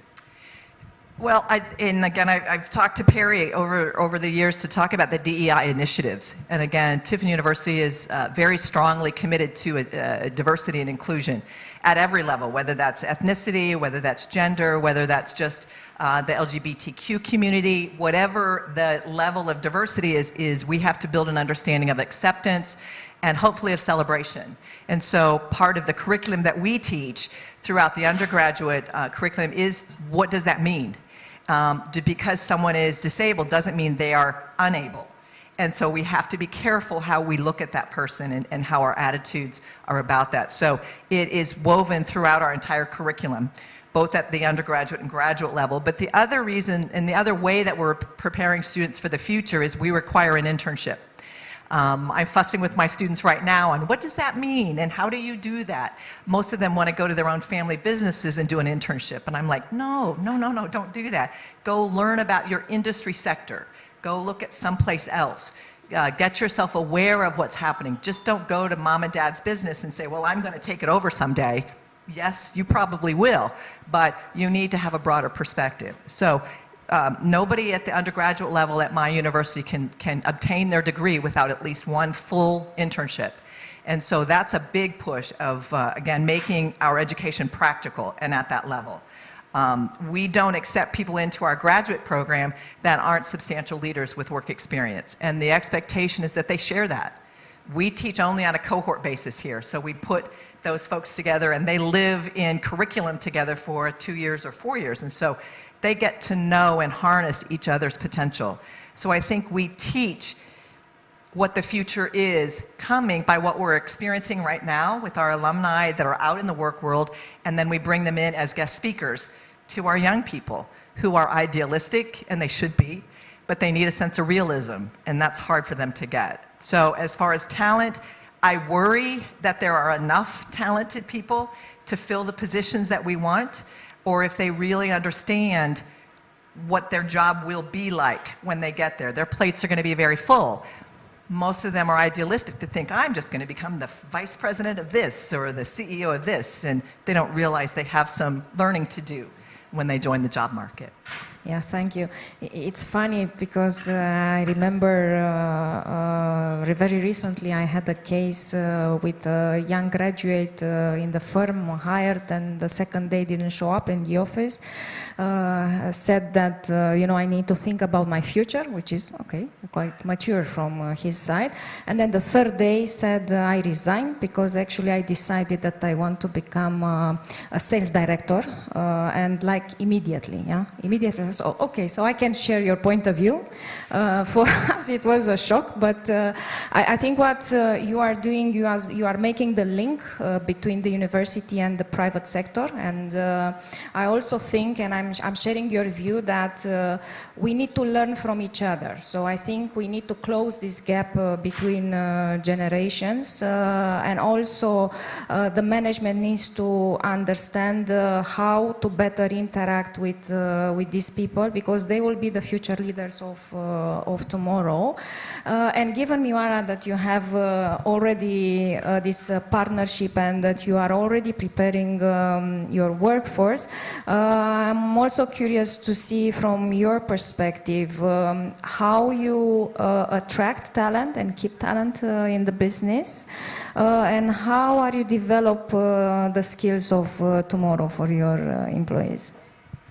Well, I might say that I'm an idealistic person. So, and my vision is people before profit. Could seem odd because even in Tiffin University, we are taught that profit is our main goal. Yes, that is true, because of course everybody wakes up in the morning and goes to work for money, because we need money to live.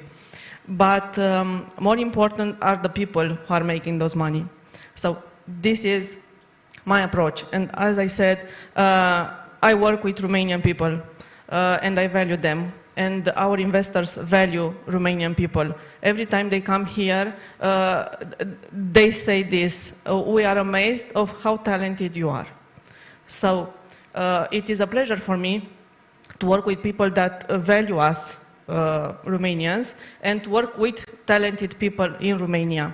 Regarding the DDI initiative and the Z generation, I am a mother also. I have a 14-year-old boy.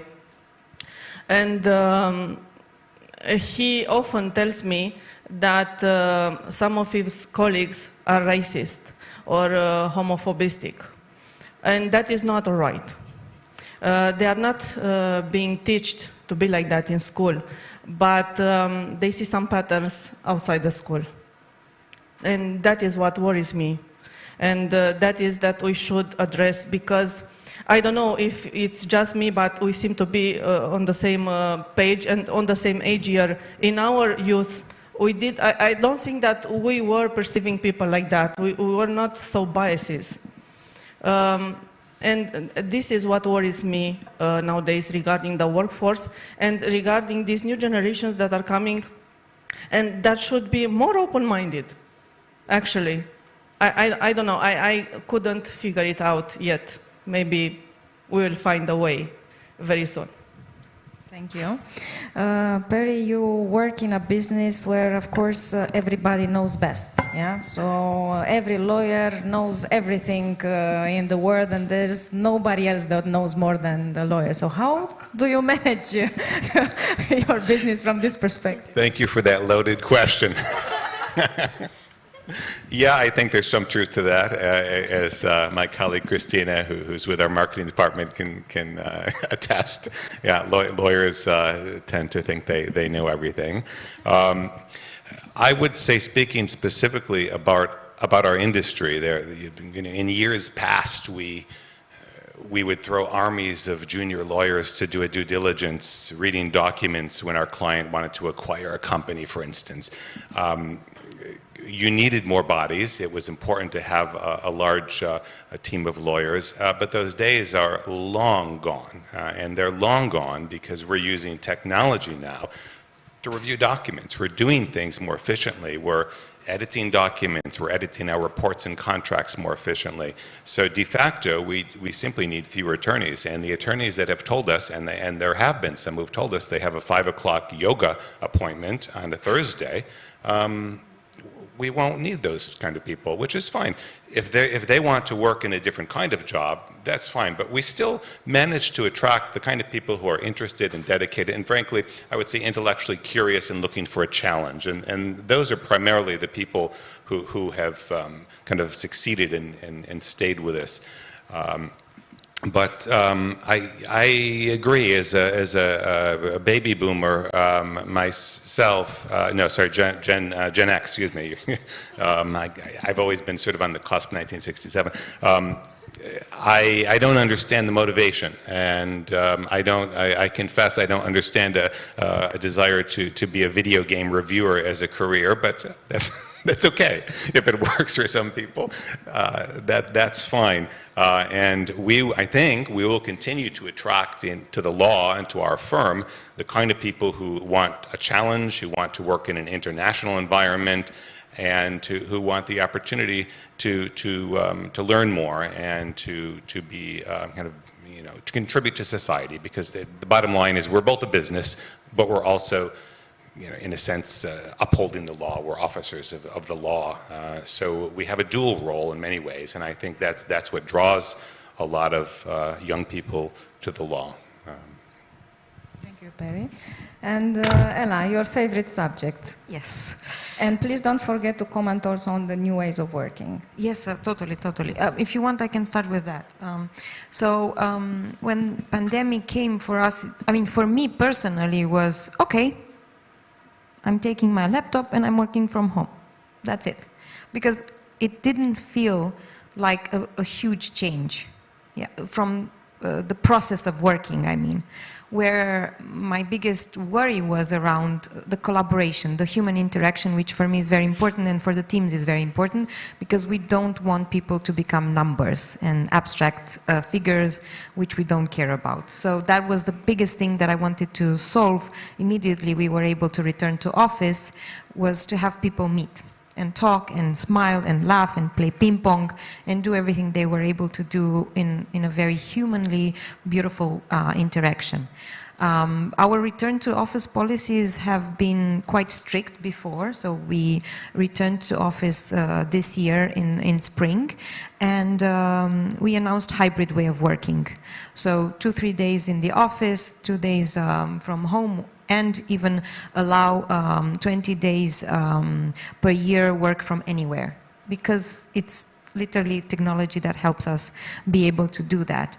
And I think it's valuable. We also have a certain percentage of people who ask to work remote completely, and if their job profile allowed, we did allow that as a company.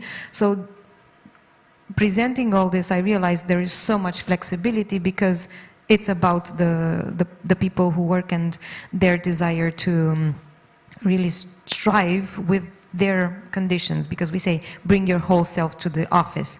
And I think we also have this very strong, I have this strong need to have citizenship. So people that work, Googlers, as we call ourselves, have a citizenship. So they have rights and obligations. And one of the obligations is to care for the others in your community, because that's when you feel you belong. And that's, I have two acronyms I always use. It's H&H and B&B. H&H is about being hungry and humble. I think that's part of how we recruit, and that's how we manage to, I believe, be successful and be desired as an employer, because it starts from the way we recruit. People who are curious, who don't know everything but can find anything, so that's beautiful. That's really the beauty of my colleagues. And the B&B comes from becoming and belonging. And that's also something, because you said earlier, let's give also tips and best practices. I'm a very strong advocate of the company I represent, because it's very much invested in helping its employees become and belong. And becoming is part of the fact that we have a lot of benefits on education and on making sure that our colleagues always strive to educate themselves as a lifelong learning process. And the other part is the belonging and all the community work we do, either for us as community internally, but also externally for all the causes in which we believe. And that's all based on volunteering. That's the proof of why education projects exist in Google Romania, because we started like 9 years ago saying, what can we do to help? And what does Google have, and we can give back. So I think this, I also talk all the time about the Maslow pyramid.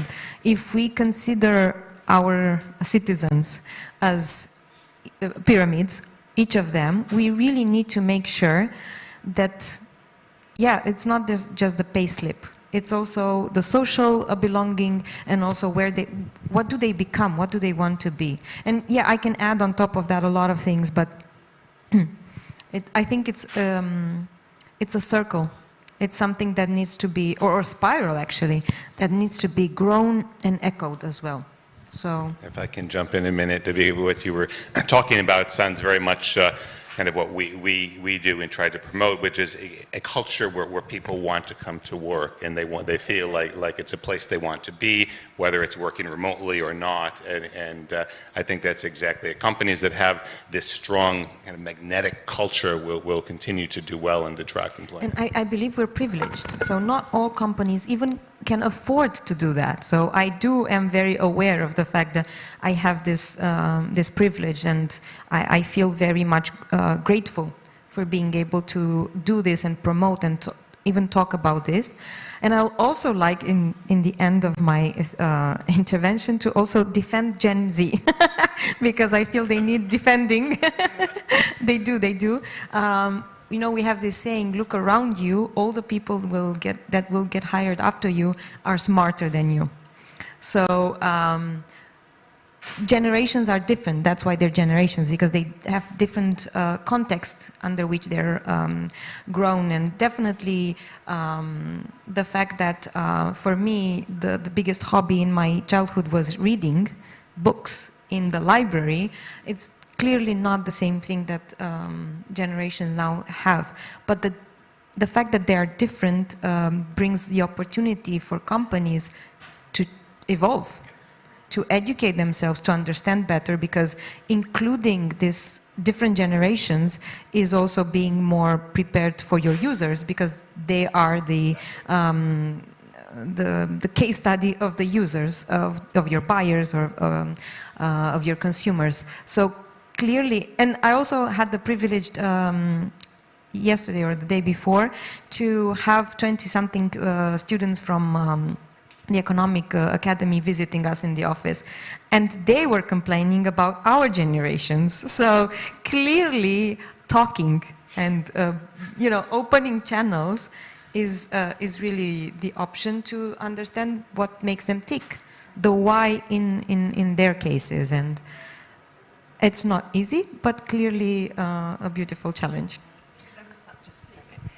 The other thing that I think that educators need to do, and I know that we do it at Tiffin University, is we teach students how to scan for culture. How do you scan for culture in a company? So looking at their documents, looking at what they stand up for, what are their value systems. You know, you had your H&H and B&B. Tiffany University has our I care values, and so we work really hard to get them to understand that.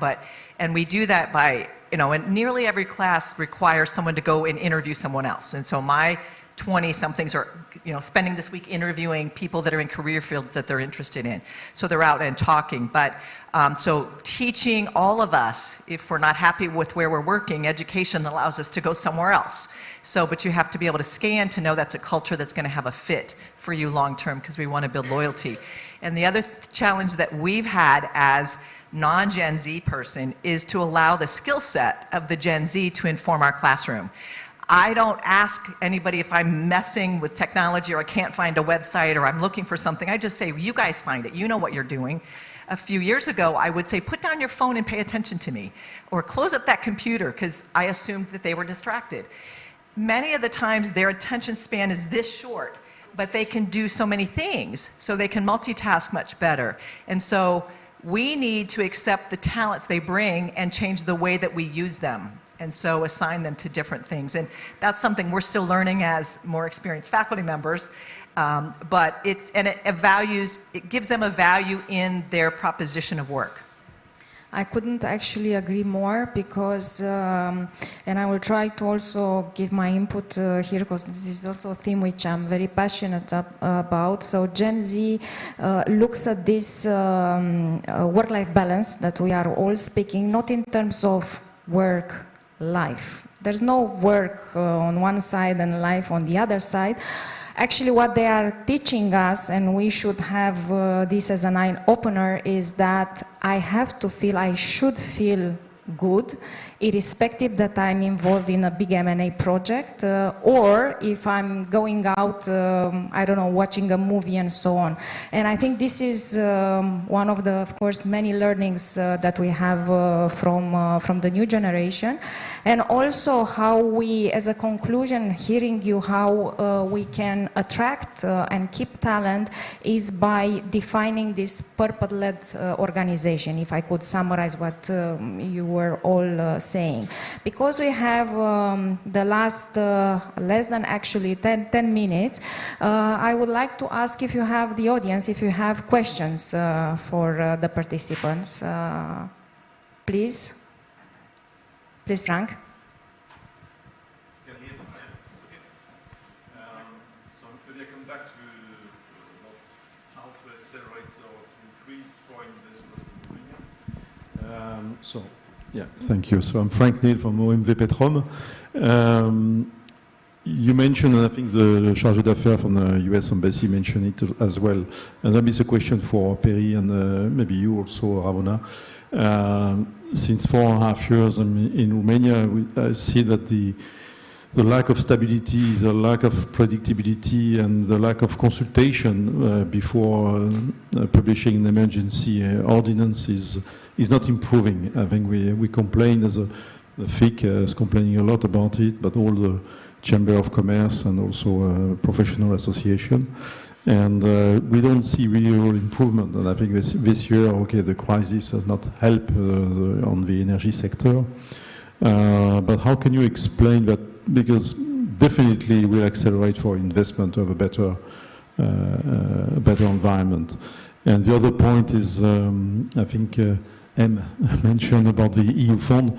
I think it's really a struggle for private sector to get access to EU fund and to make it slim and fast and also very transparent.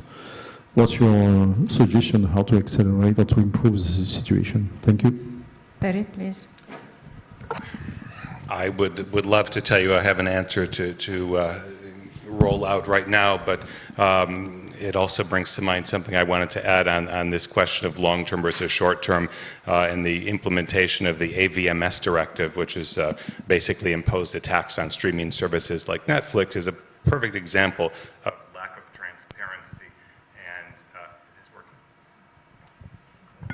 working? Can Can you hear me? Yeah, okay. Lack of transparency and, frankly, a poor process. It's an example of short-termism, which is something another businessman has used, and I will copy his phraseology. But rather than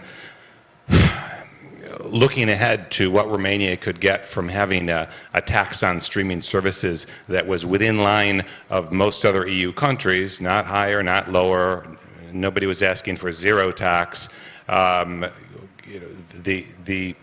Ministry of Culture, and let's be honest, the Ministry of Culture pushed for a very high tax, and what they gave up was the opportunity to bring production to Romania on the scale of Game of Thrones in Croatia. So we miss out on all this tourism that Croatia got from Game of Thrones. We miss on the production, the employment of actors, the employment of production crew, post-production crew in Romania, because frankly, when you have so many countries in Europe to choose from that have implemented the directive in a way that's more transparent, has spoken with stakeholders and understood and actually accepted some of the viewpoints, or at least put out kind of rational arguments for why they don't accept them, you have a better environment and more comfortable for investment.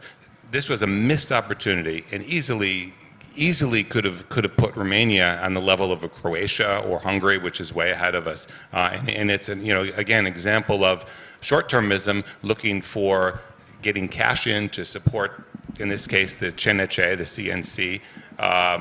And not looking at the broader impact on the economy. And what puzzled me really was there was no dialogue in terms of rebutting the arguments that were made. Nobody came and said, well, we believe X, Y, and Z, rather than the importance of attracting investment in the film industry. It was just done.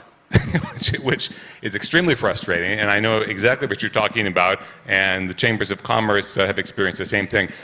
Having been here, like I said, almost 2 decades, I think there have been periods when the consultation has been better, when there's been more listening and dialogue, but at the moment, and maybe it's because there are more important things on the agenda, like the war, this seems to have worsened, in my opinion.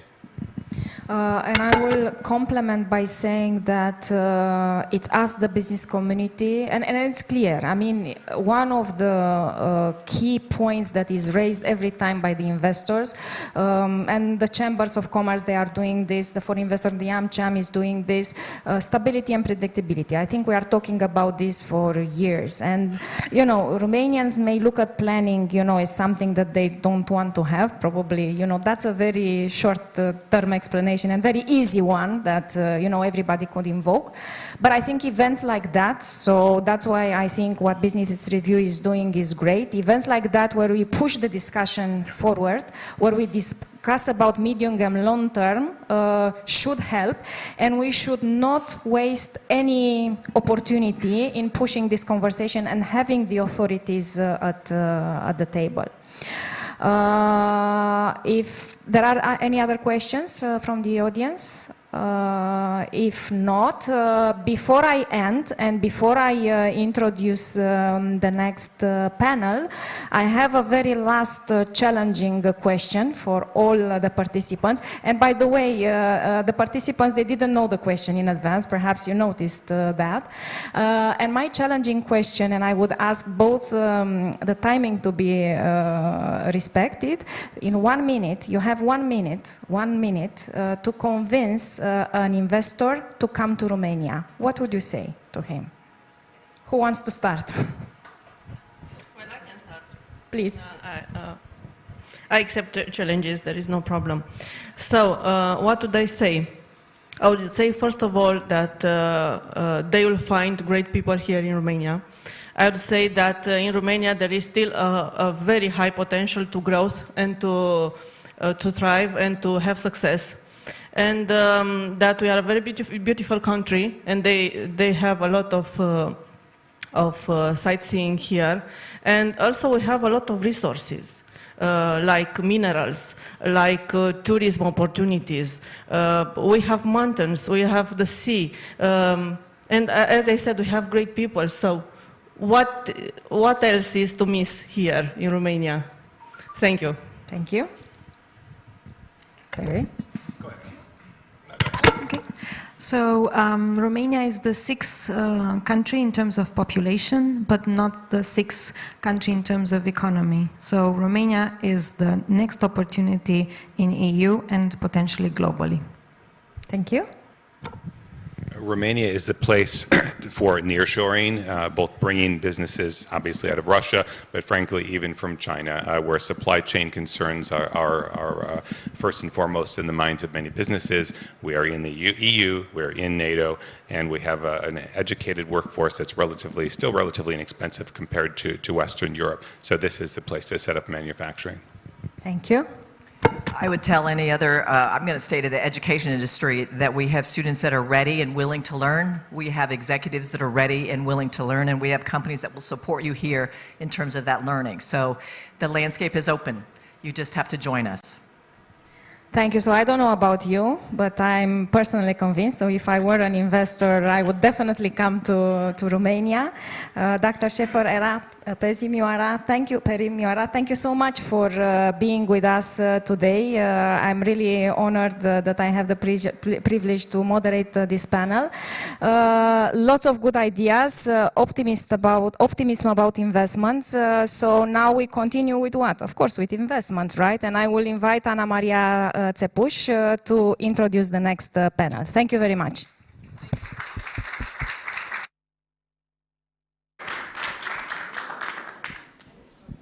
Thank you very much. Very insightful content shared with us. I'm also convinced, Ramona, to invest. So Ana Maria Țepuș is the moderator of the next panel, which is a round table with highly officials attending. It's called Business Between Tradition and Innovation. And Ana Țepuș, you have the stage to welcome our extremely high officials, ambassadors. Thank you very much. Hi everyone, I'm Ana Țepuș. I'm a digital entrepreneur focusing on sharing content about business opportunities as well as maximizing tools for efficiency in daily life and also at work. And I'm also a former senior in a Romanian-Irish real estate development fund. I'm really excited to be here and to moderate this panel, which focuses on finding the proper weight between tradition and innovation for thriving businesses in 2023, focusing primarily on FDIs originating from Romania's two of the most deep business-related countries, Israel and Italy. So let's welcome our panelists. We will begin with Miss Dr. Elena Ovreu. She's the CEO and co-founder of BioDC, a medtech innovation hub, and also a lecturer in fantastic courses in Politehnica Bucharest, such as health, biodesign, software, and medical devices. Ms. Ovreu.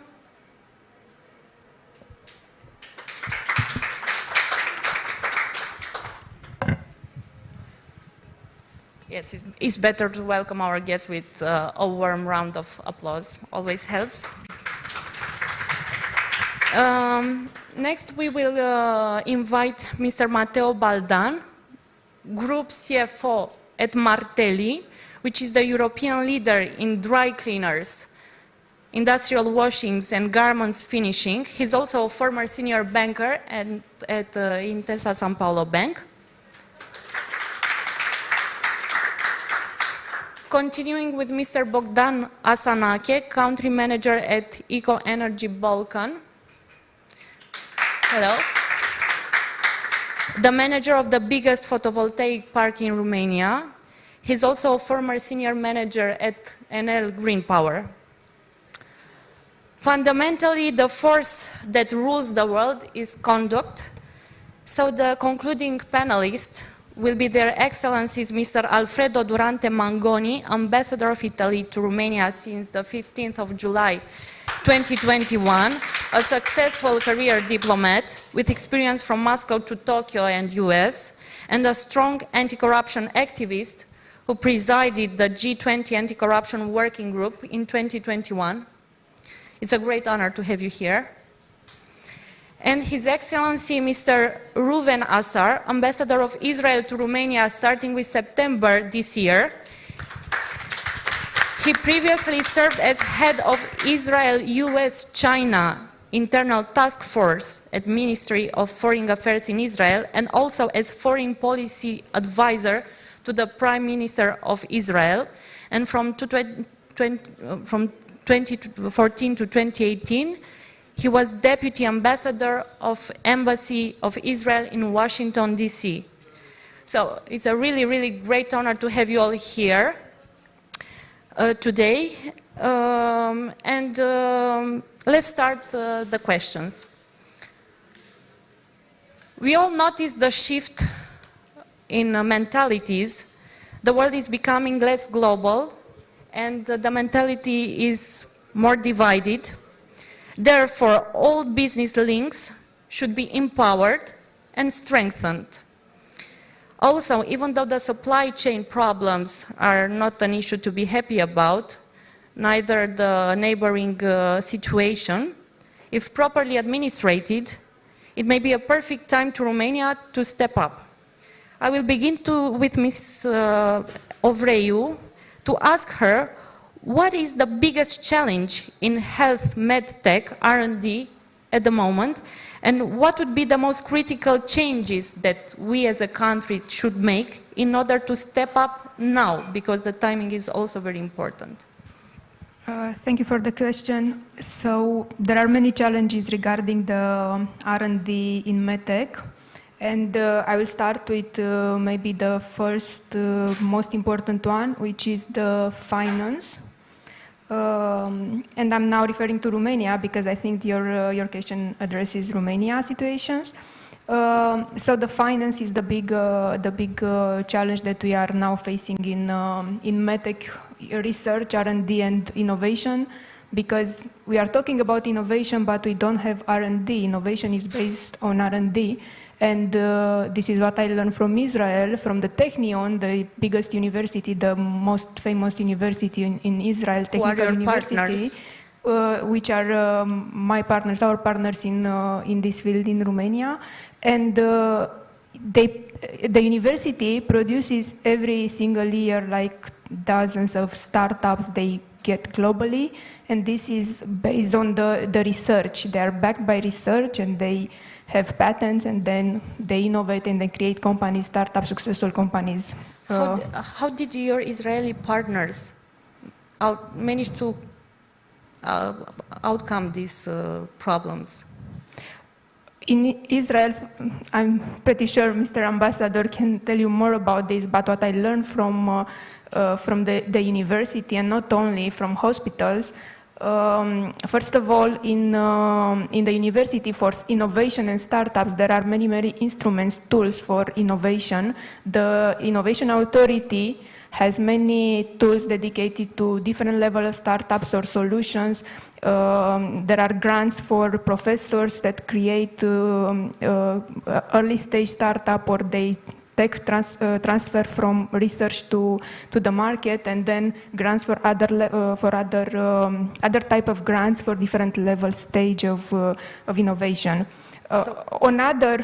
Beside these different tools and grants dedicated to innovation, there is a strong collaboration between hospitals and universities, and we cannot do R&D in medtech if we don't have the hospitals involved.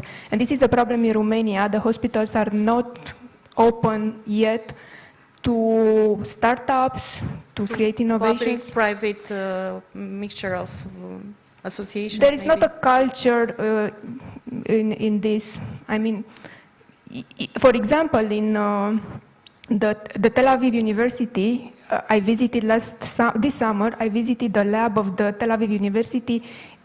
the lab was located in Sheba Hospital, in the Sheba Hospital. And this is great because the engineers and developers and R&D people, they are close to the doctors, to the challenges, the real cases, and to the data, to medical data. We need data nowadays to create innovation, medical data.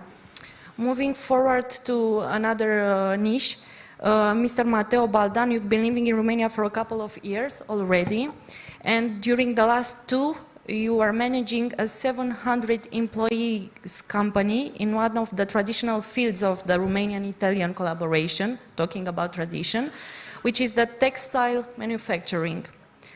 How did the pandemic lock or unlock maybe further opportunities for the Romanian side? Yeah, we actually have 1,200 employees, so the pandemic unlocked some potential for demand, but at the same time we have seen many constraints during the COVID period and this availability of people working in our plants. So these were two contrasting effects in which there was some immigration from our sectors, but in the meantime the outcome and the pessimism that were felt in the pandemic period were helping big employers and secure employers to keep their employees and their talents near. So, but for example, did the neighboring situation help to gain maybe more clients? I mean, is Romanian site a proximity site for... We are very surely seeing an onshoring of manufacturing, and basically there were a big increase of demand in these last 2 years. Even if starting with February we can feel the pessimism from the market, but we have not seen, and this is interesting, so we are feeling pessimism on the market, but the demand is now very strong of our customer. We work only with luxury and premium brands. So yes, there is this dichotomy that helped us right now, but we are preparing for a business climate and a business environment that for sure will be impacted from the higher cost of financing, higher interest rate, and even a recession in 2023. You mentioned the scarcity in labor force, maybe. Yeah. Has automation have an impact on your industry in the future, maybe? Yeah. We allocated a lot of our budget on automation in order to decrease the dependency on the workforce. But should this be of concern for the local community? This is our biggest concern right now, to find skilled workforce, even with the increasing and very good security, wages and safety conditions. So a message for the local authorities would be maybe to focus on this kind of schools that prepare the skilled labor force you came for. In Buzău, as example, we developed an initiative of both private and public in order to create a school to prepare people to work and to remain and to grow with the company that in which they are employed. Okay, because in Romania there was a tradition in this field. There was a tradition, but it has been a bit lost in some key areas. But right now, I think that Romania is the most important spot in Europe for our manufacturing sector, without any doubt. Also, as a representative of foreign investors, what kind of measures do you expect from the government regarding the increases in utilities and costs? Yeah, the second most, the biggest problem right now is the increasing cost of utility. So this is not only a concern for us as manufacturing industry, but it's the concern for every industry that are using basically gas and electricity, and also to further invest in automation. That automation usually use electric power and electricity. After government measure, basically the market, the energy market, is completely disrupted, and it is. So a regulated price would be an option, yeah, it is, a better option for you. Yeah, right now it is very complicated even to fix some prices on the medium term, because the energy prices are so volatile. So we are expecting some measures in order to decrease the volatility, not only the prices. Okay, thank you. Mr. Bogdana Sanake, utility prices are not only taking the headlines, but also the consumers' minds daily.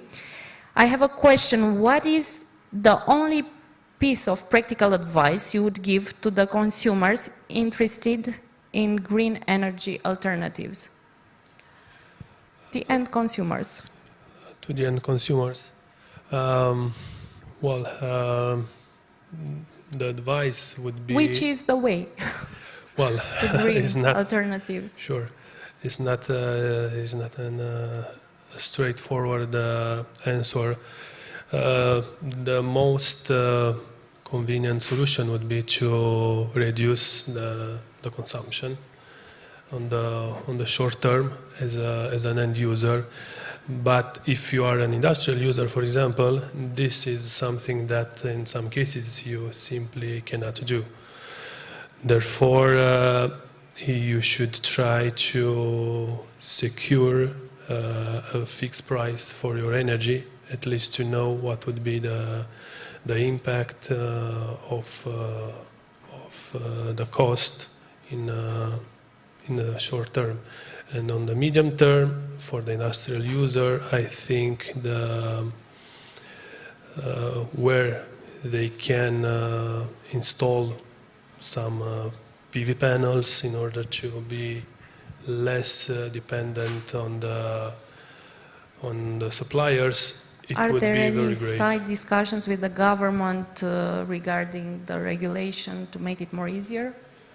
Well, there are many initiatives for and the EU funds available for the industrial players to benefit for this kind of grants. But as someone else asked before, to access this kind of EU funds is not very easy, it's not very fast, it's not very transparent. So the procedure should be made much easier. Yeah, definitely.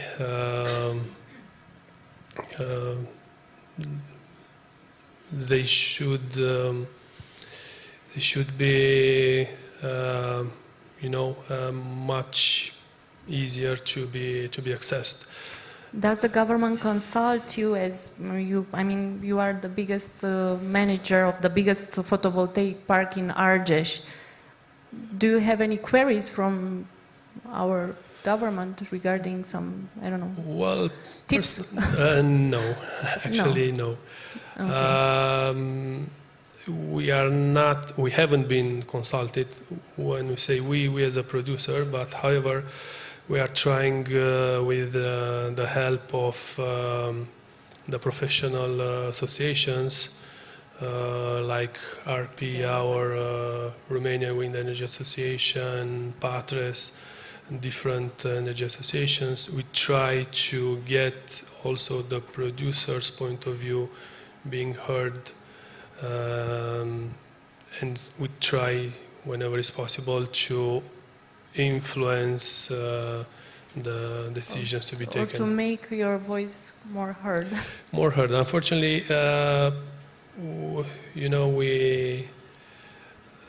we always find out and try to to repair what has been already done by the regulators.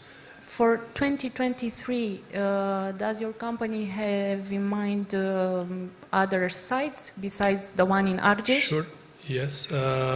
Which regions of Romania? Well, we are going to sign in the next few days the APC contract for another PV plant in close to Brașov, and another one in Oradea. Both of them will have the start of construction end of this year, depending on the weather, or beginning of next year. What are the main criteria when you decide for a new site in this field, photovoltaic plants? Well, to have, first of all, to have a ready-to-build plant.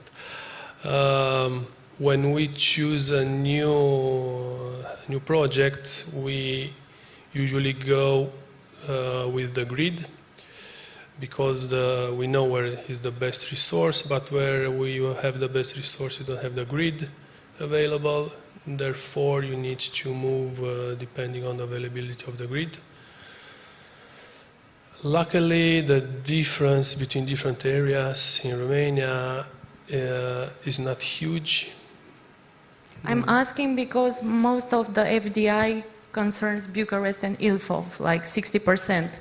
But Romania is much bigger and has a lot of opportunities to offer. Indeed, and PV can be, for example, it's doesn't depend so much on the geography. Like, for example, the wind. You have to go by the wind to follow the wind. But PV can be located easily in. For example, in areas that are poorer from the economical point of view. We have in projects in south. Are there any issues where the local authorities can have a word or an impact that might help? Definitely. What is the percentage in total? I mean. Well, the local authorities. It is very important to have the support of the local authorities. Most of the time they are open to the new investments, but sometimes there is also they are reluctant to new investments. Why do you feel that? From different reasons. They don't understand the way a PV plant would work. Sometimes maybe there is competition, and they would prefer to have one company instead of another one present competition in the area. At the point where everybody's talking about energy, I think there's too little competition regarding the demand. It's very important to know all this, because we will communicate all the conclusions of these talks, and it's good to... But I think the biggest issue are not the local communities, but the stability and the predictability of the legal framework, regulations. You know, it's very important because you are planning your investment for 30 years. And today, a business plan that you're doing today in 1 month, it's changing dramatically. Wow. And this impacts all the chain of from the production, supplies, banks, distributors, everybody. I feel that Mr. Baldan has a... has a story here. Indeed, it is very important. So we actually managed to deal with some regulation that were retroactive. So we just planned our budget for not for 30 years, but for 1 season, so almost 9 months. And then basically you see the fact you need to factor the energy cost that it's very high on the final product, and then you see completely modifying your budget and revolutionizing your budget, not being able to manage this kind of situation, to modify the factors on your pricing or to renegotiate prices with your final customers. So we just need stability. Yes, here their excellencies have an important role to play to keep the tradition in place with all these arising challenges that we are all facing.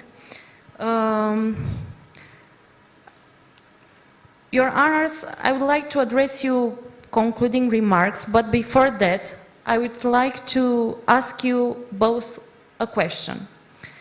What is the question you are most tired of hearing from any potential FDI from your country to Romania, and what would you like to say about it so you never have to answer it again? Mr. Mangoni, yes. Maybe I can highlight 2 points. One is the infrastructure gap, and the second one is the scarcity of skilled workforce. And this is really a crucial point, whereas the infrastructure gap, we are confident that Romania can catch up quickly in this field, but the lack of skilled workforce is in which fields, Your Excellency? A matter of concern. Well, I talk from the point of view of a variety of business areas in which Italian companies are working and or are operating, from the manufacturing to the technology, agro-food, textile, defense industry, construction, infrastructure, so in several fields. The problem is, I believe, very high percentage of Romanian workers going abroad, where they can find better living conditions, in terms also of availability of supply of public services, education, schooling and health services. And I see some companies that would like to establish also new production plants or ICT centers in areas, peripheral areas of Romania. And the problem are the living conditions in regions far from Bucharest. From this point of view, I see also some similarities between Italy and Romania. We also have an issue of regional disbalances between the north and the south of Italy, Mezzogiorno, the gender gap, the demography. So we have also some similarities to if labor force was a positive feature of Romania, now, as I find out, we talk about scarcity of skilled labor force, possibly especially in manufacturing. Yes. This is an issue. Okay. This is our main concern. This is our main concern right now. Yeah. And Mr. Azar, what would you tell your investors? Well, I'm not in the position of getting tired yet because I just arrived to Romania. But what I can certainly say, and in order not to repeat what my esteemed colleague has already mentioned, I would mention 2 things: permits and processing. Permits and processing. What do I mean by that? Real estate. One is real estate, yes. Look, we are right now in a global crisis. And that means that, generally speaking, there is less available money, easy money for investing, okay? But when you look at it a bit deeper, you could see that there is more reluctance to go to the stock exchange, but people are looking for assets and creating new assets. So and creating value if there's no permit, of course. what added value? In the high-tech field, there's also less easy money. In Israel, we were having billions coming in, and now there is much less of that. So people are looking for the more. So FDI is much more popular, and people are looking for the assets. So real estate, there is a competition for that. So I think that there could be a continuation of a flow of investment, even increase if the country makes building permits more available rapidly and quantity-wise.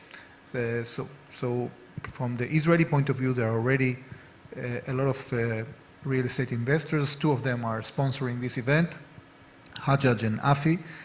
So what we are hearing from them is that they could actually, right now there is a lot of money waiting for investment, but they need the government to respond in terms of permits. The second is processing of, trade-wise. We are not part of the European Union, so Israeli companies need to get more access there. It is linked to what the ambassador said regarding infrastructure. Sometimes it's linked with a gap on infrastructure. Sometimes a gap of labs for food sampling, for example, things like that. So this is what I'm hearing from the private sector in general. What are the top 3 regions in Romania for Israeli FDI besides Bucharest? I'm insisting on this because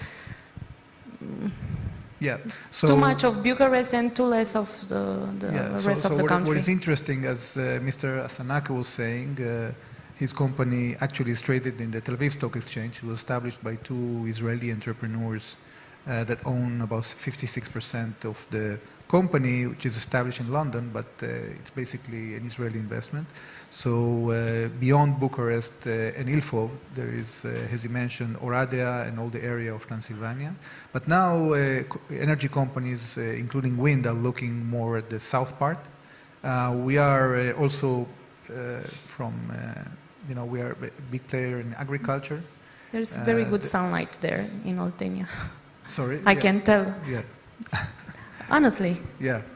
So in agriculture, there are a few global companies that are knowledge-based in Israel, like Netafim and Nandan Jain and others.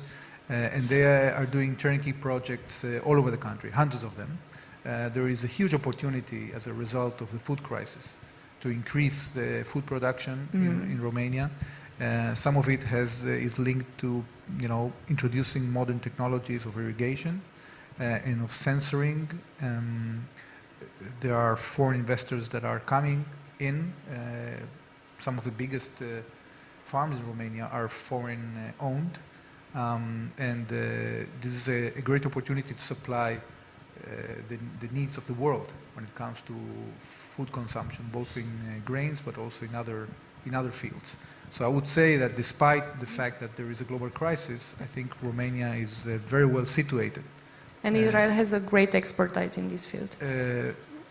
Well, we are one of them, but basically I think that geostrategically, if I have to put it geostrategically, I think that Romania is attracting much more focus than it attracted in the past as a result of the war in Ukraine, both NATO-wise when it comes to increasing the speed of integration into the European Union. So from the Israeli perspective, Romania is a great place because it's both part of these two organizations, but also very safe. So it's very attractive for Israelis. And on top of that, as you started with the word tradition, we have a huge common heritage with Romania as a result of, it used to be the third largest Jewish community in Europe, so we have a lot of cultural assets, history, and a lot of Israelis that are linked with their hearts to Romania. And increasingly, and this is also another opportunity, I think, in terms of foreign investment, that is tourism. Israelis are basically invading Romania when it comes to tourism. They are looking for new locations near to us in order to do vacations. So we just saw the statistics this summer from the Romanian authorities saying that Israelis are the #1 in terms of quantity tourists in Romania. This is something that we can develop much further, and I'm working on that. So we continue that trend.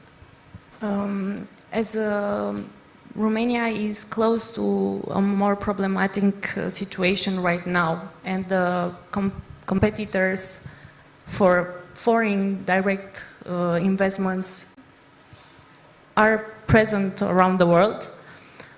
What would be 3 measures that you think would make the difference for Israeli and Italian investors that the local government could take in 2023 or the last quarter of this year to solve this problem of blockage of liquidity and lack of permits, and to sustain the yields that the investors are looking for?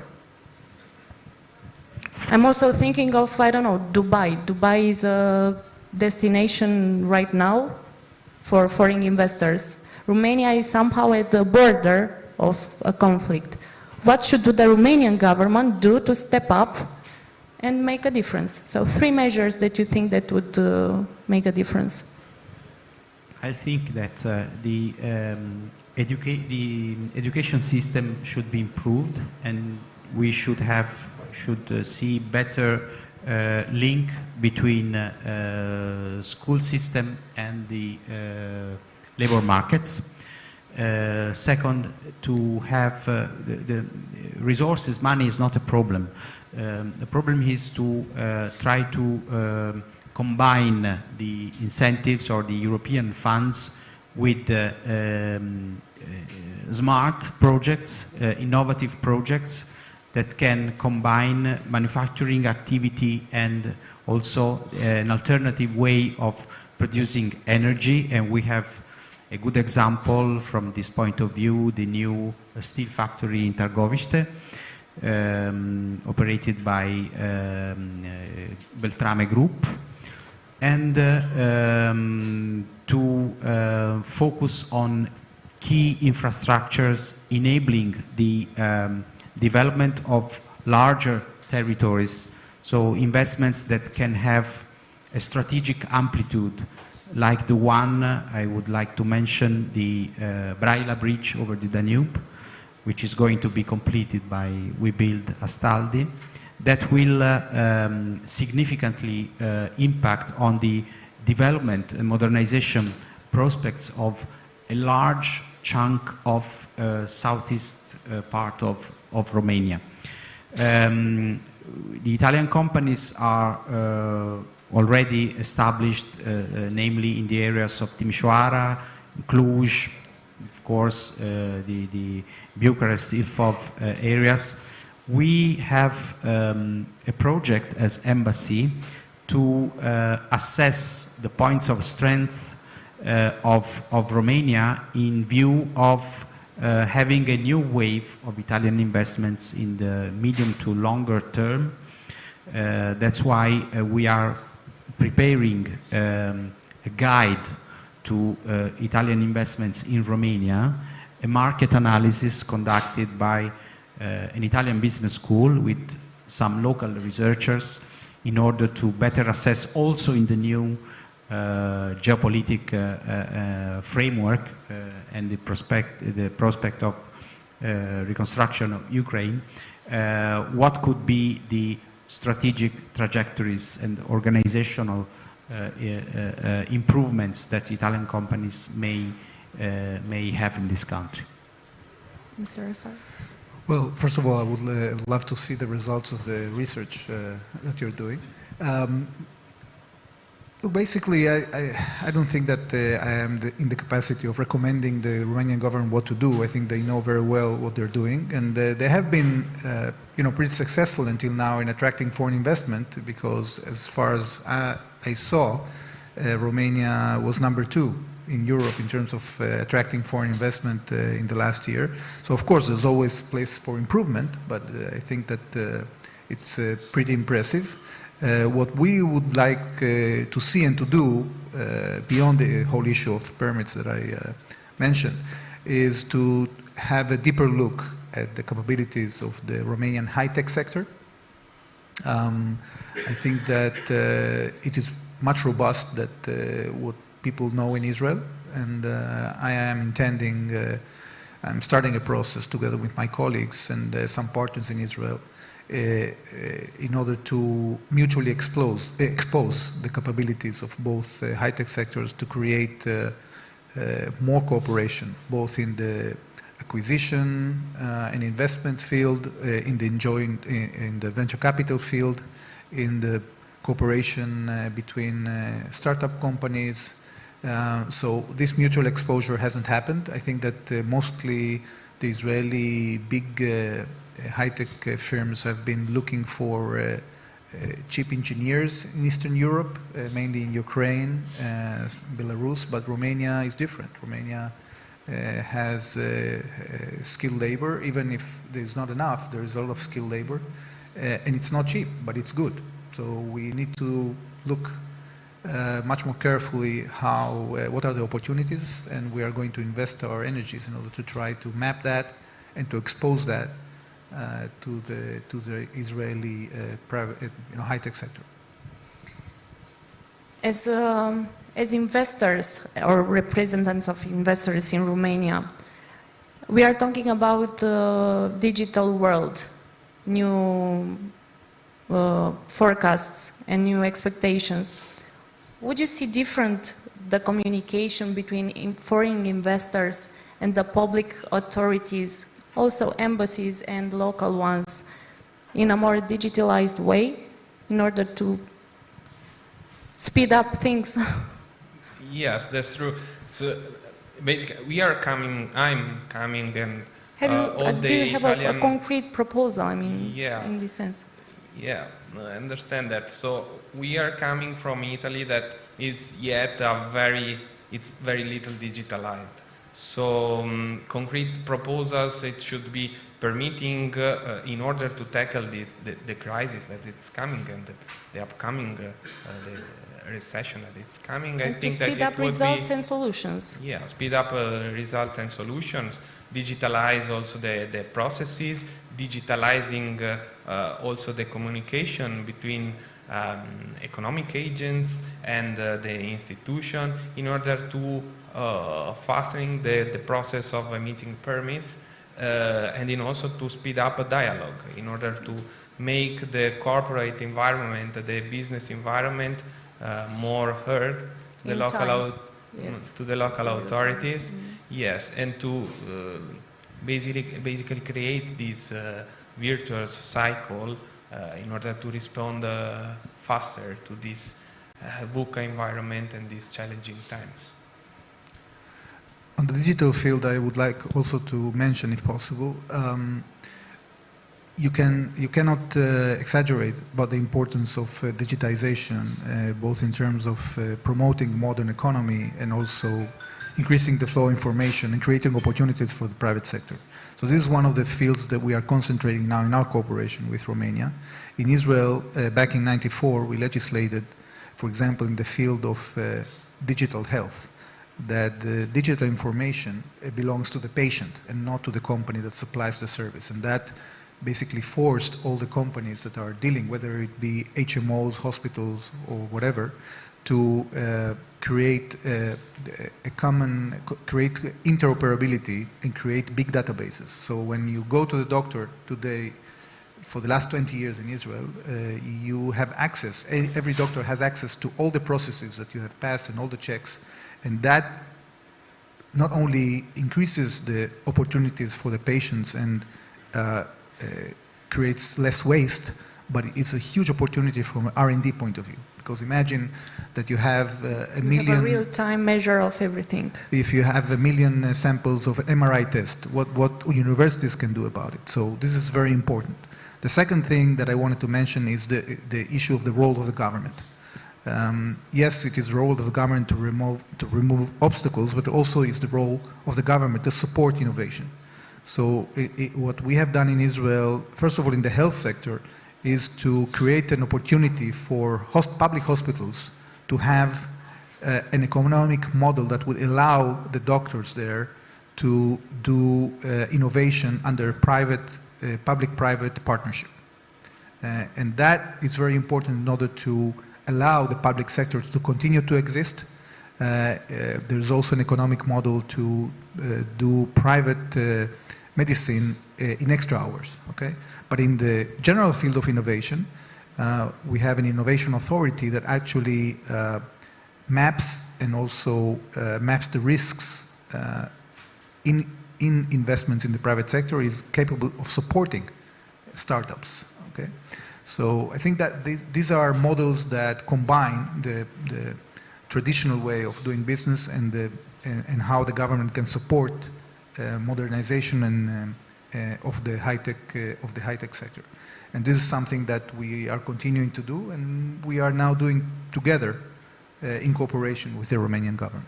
Do you think that the future is more mixed? I mean, foreign investors with local companies, as consumers are prone to buy more local tradition, origin.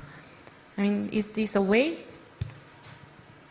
Well, I don't know. I think that Romania, again, has a pretty good record in privatizing itself, and you could see here leading European companies that have purchased different sectors of the economy.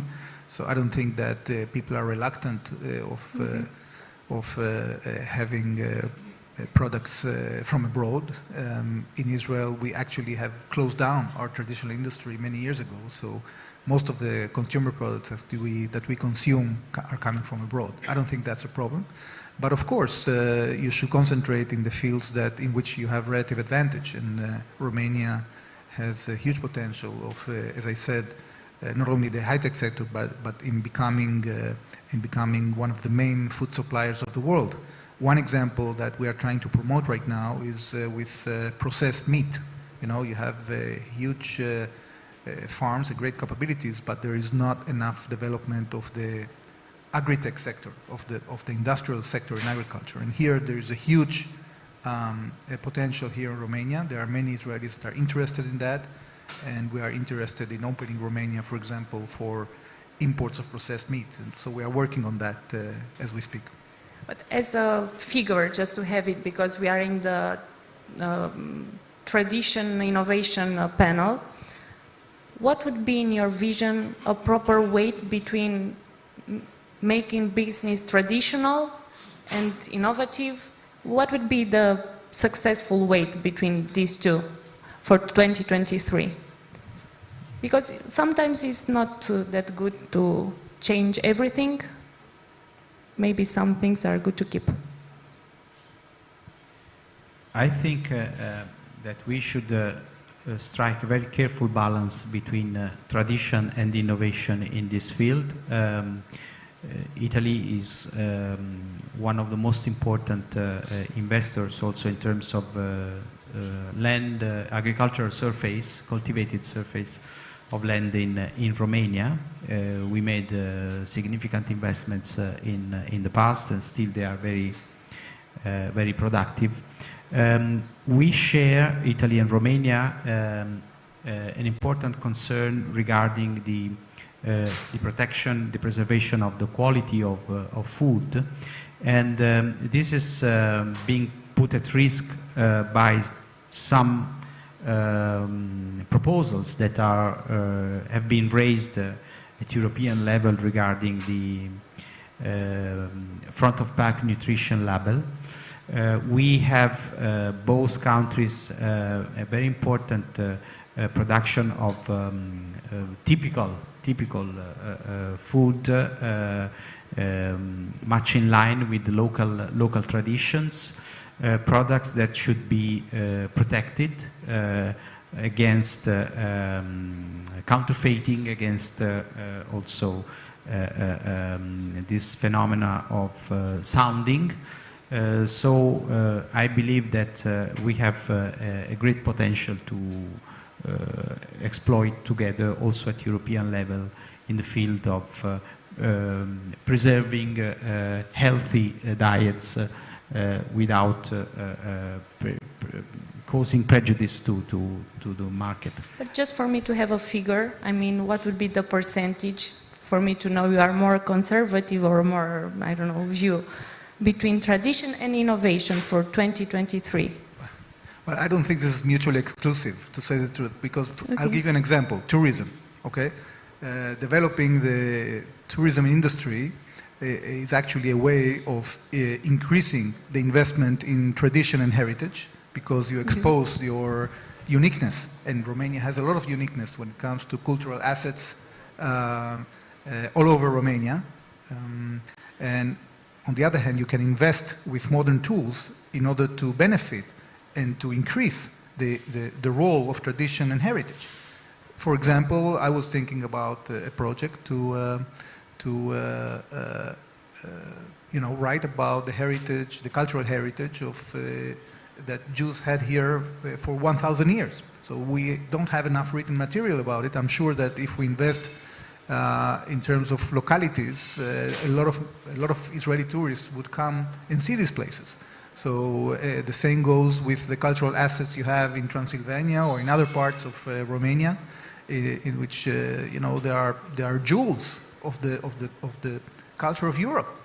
That if you integrate them in schemes of promoting tourism, people from all over Europe can come and witness these great assets that you have.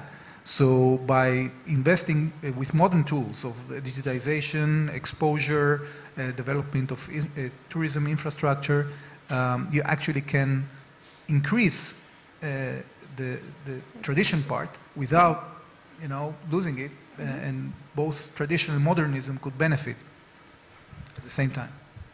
Yeah, also in the fashion industry, it's exactly the same thing. So we are striving to more efficiency, more automation, new robots that can increase production, but the real value is within the mind of our employees, within the craftsmanship of our employees, and within the art they can put their heart and their mind and the art that they can put in the fashion and in the products. And it's why the people and the main motive that the people is buying it. So it's not mutually exclusive. So we shouldn't be afraid when we hear the word automation and robots, because tradition is always there. Not at all.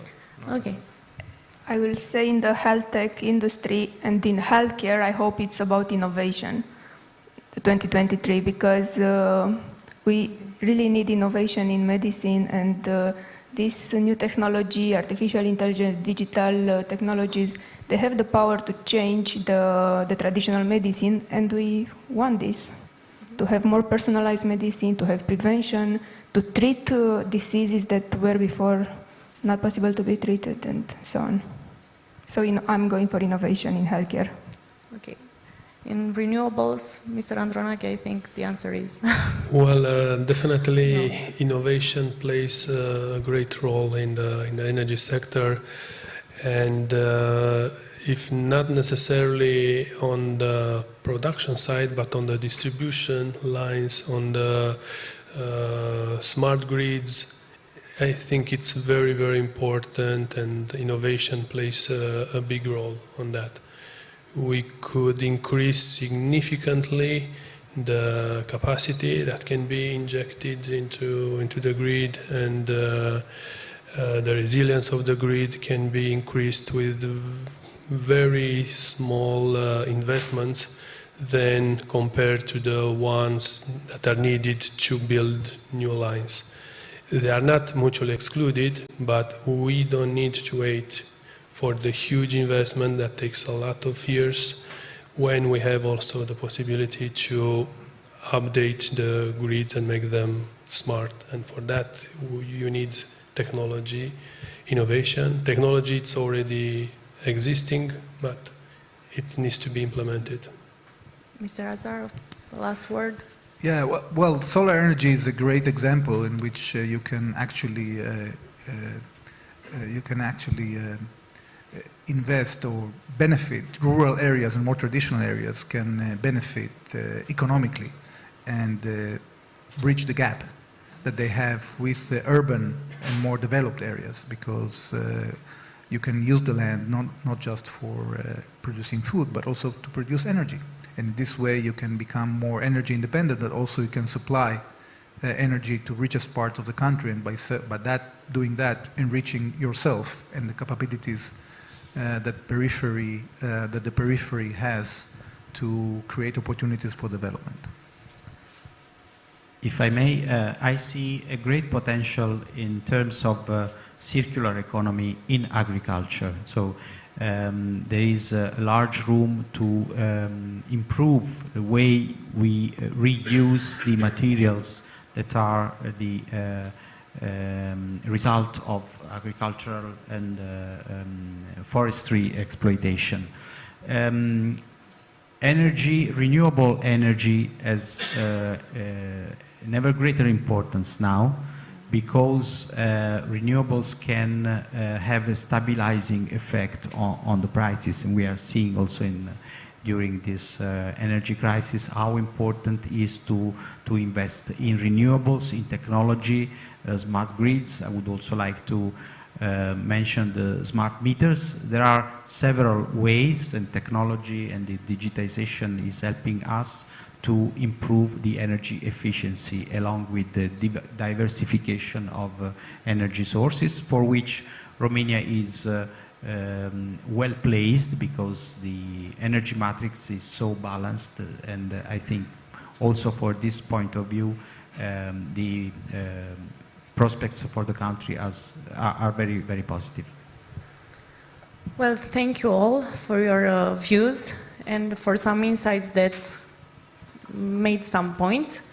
For further discussions, I invite you all for a bubbly session in the lobby. Thank you all for your presence, and hopefully the next meeting will have some solved issues.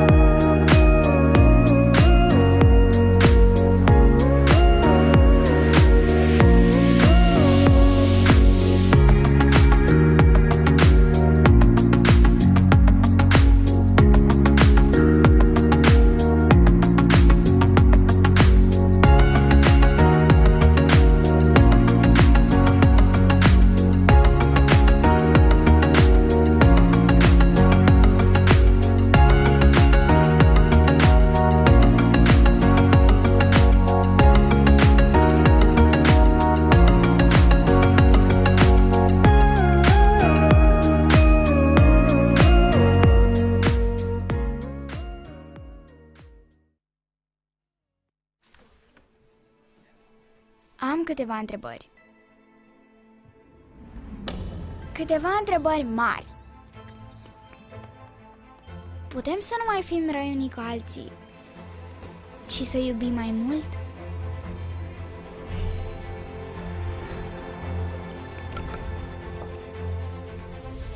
Putem să vindecăm orice ne doare? Putem să avem grijă să nu lăsăm pe nimeni în urmă? Să alergăm mai repede de 9,58 de metri pe secundă? Putem să renunțăm la obiceiurile rele înainte să fie prea târziu? Putem să conducem fără să poluăm? Putem oare să ajungem și mai departe? Cu ajutorul tehnologiei putem ajunge oriunde. Together we can. Vodafone.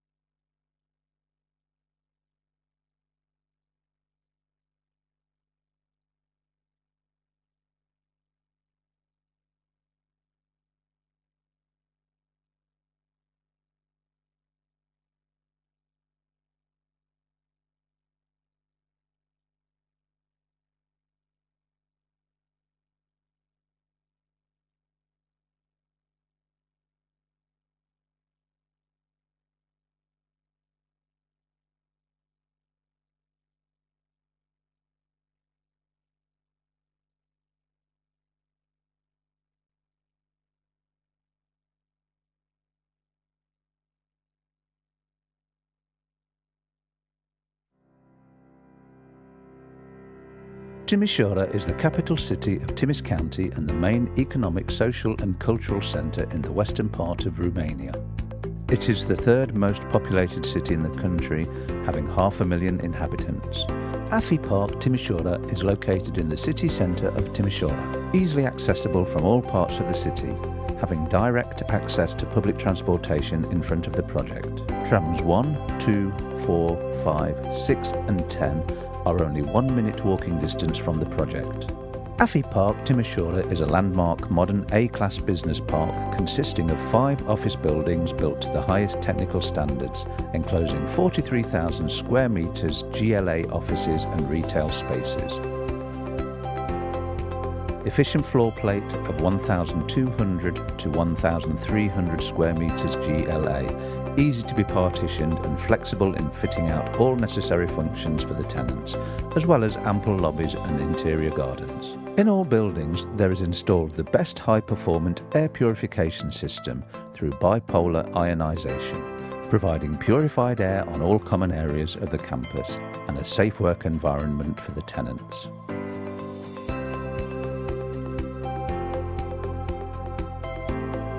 The ground floor hosts many retail services where tenants can enjoy a coffee or have lunch on top of the building in the restaurant with an aerial view over the city.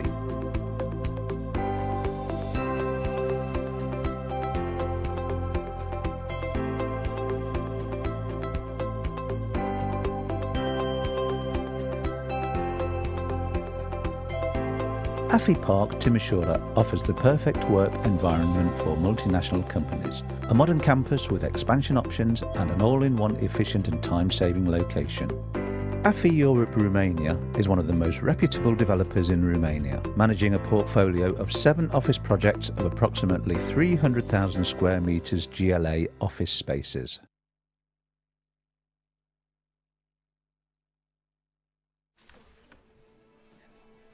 Am câteva întrebări. Câteva întrebări mari. Putem să nu mai fim răi unii cu alții și să iubim mai mult?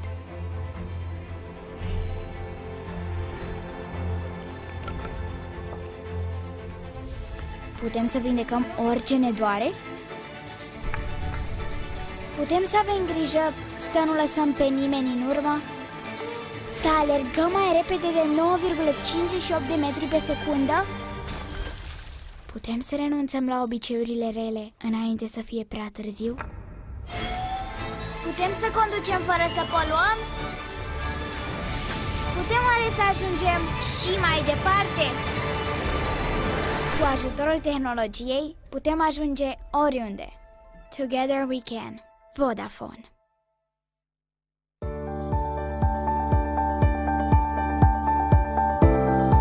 Bucharest is the most economically developed city in Romania, generating 1/4 of the country's GDP and of its industrial production. Bucharest serves as headquarters for 186,000 firms, including nearly all large Romanian companies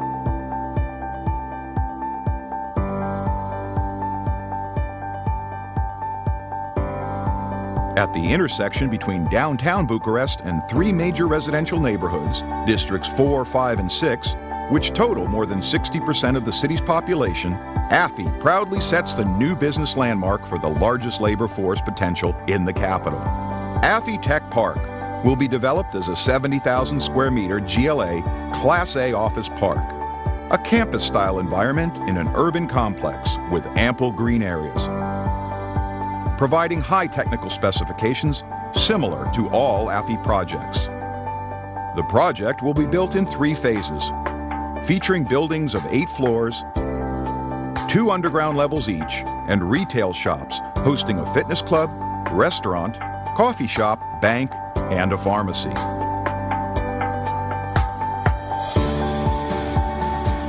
AFI Tech Park can be reached via 2 main traffic arteries, Progresului and Tudor Vladimirescu Boulevards, each with 4 lanes that allow smooth traffic flow. The excellent position makes driving from anywhere in the city accessible in the shortest time possible. The business park is very accessible by public transportation. A shuttle bus is connecting with Unirii metro station. 5 tram lines stop at the entrance of the project with the highest frequency in Bucharest. An Academia metro station will add direct connectivity to the project. The park benefits from close proximity to JW Marriott Hotel, Unirii Square, the Old City, and the Romanian Parliament. Volcan Retail Park is located across the street, offering a food court with several food outlets. In addition, Liberty Shopping Mall is located 250 meters from the project. The typical floor spreads on an area close to 3,000 square meters, is specially designed for large floor plate occupiers, such as BPOs, back office operations for the IT&C, and financial services.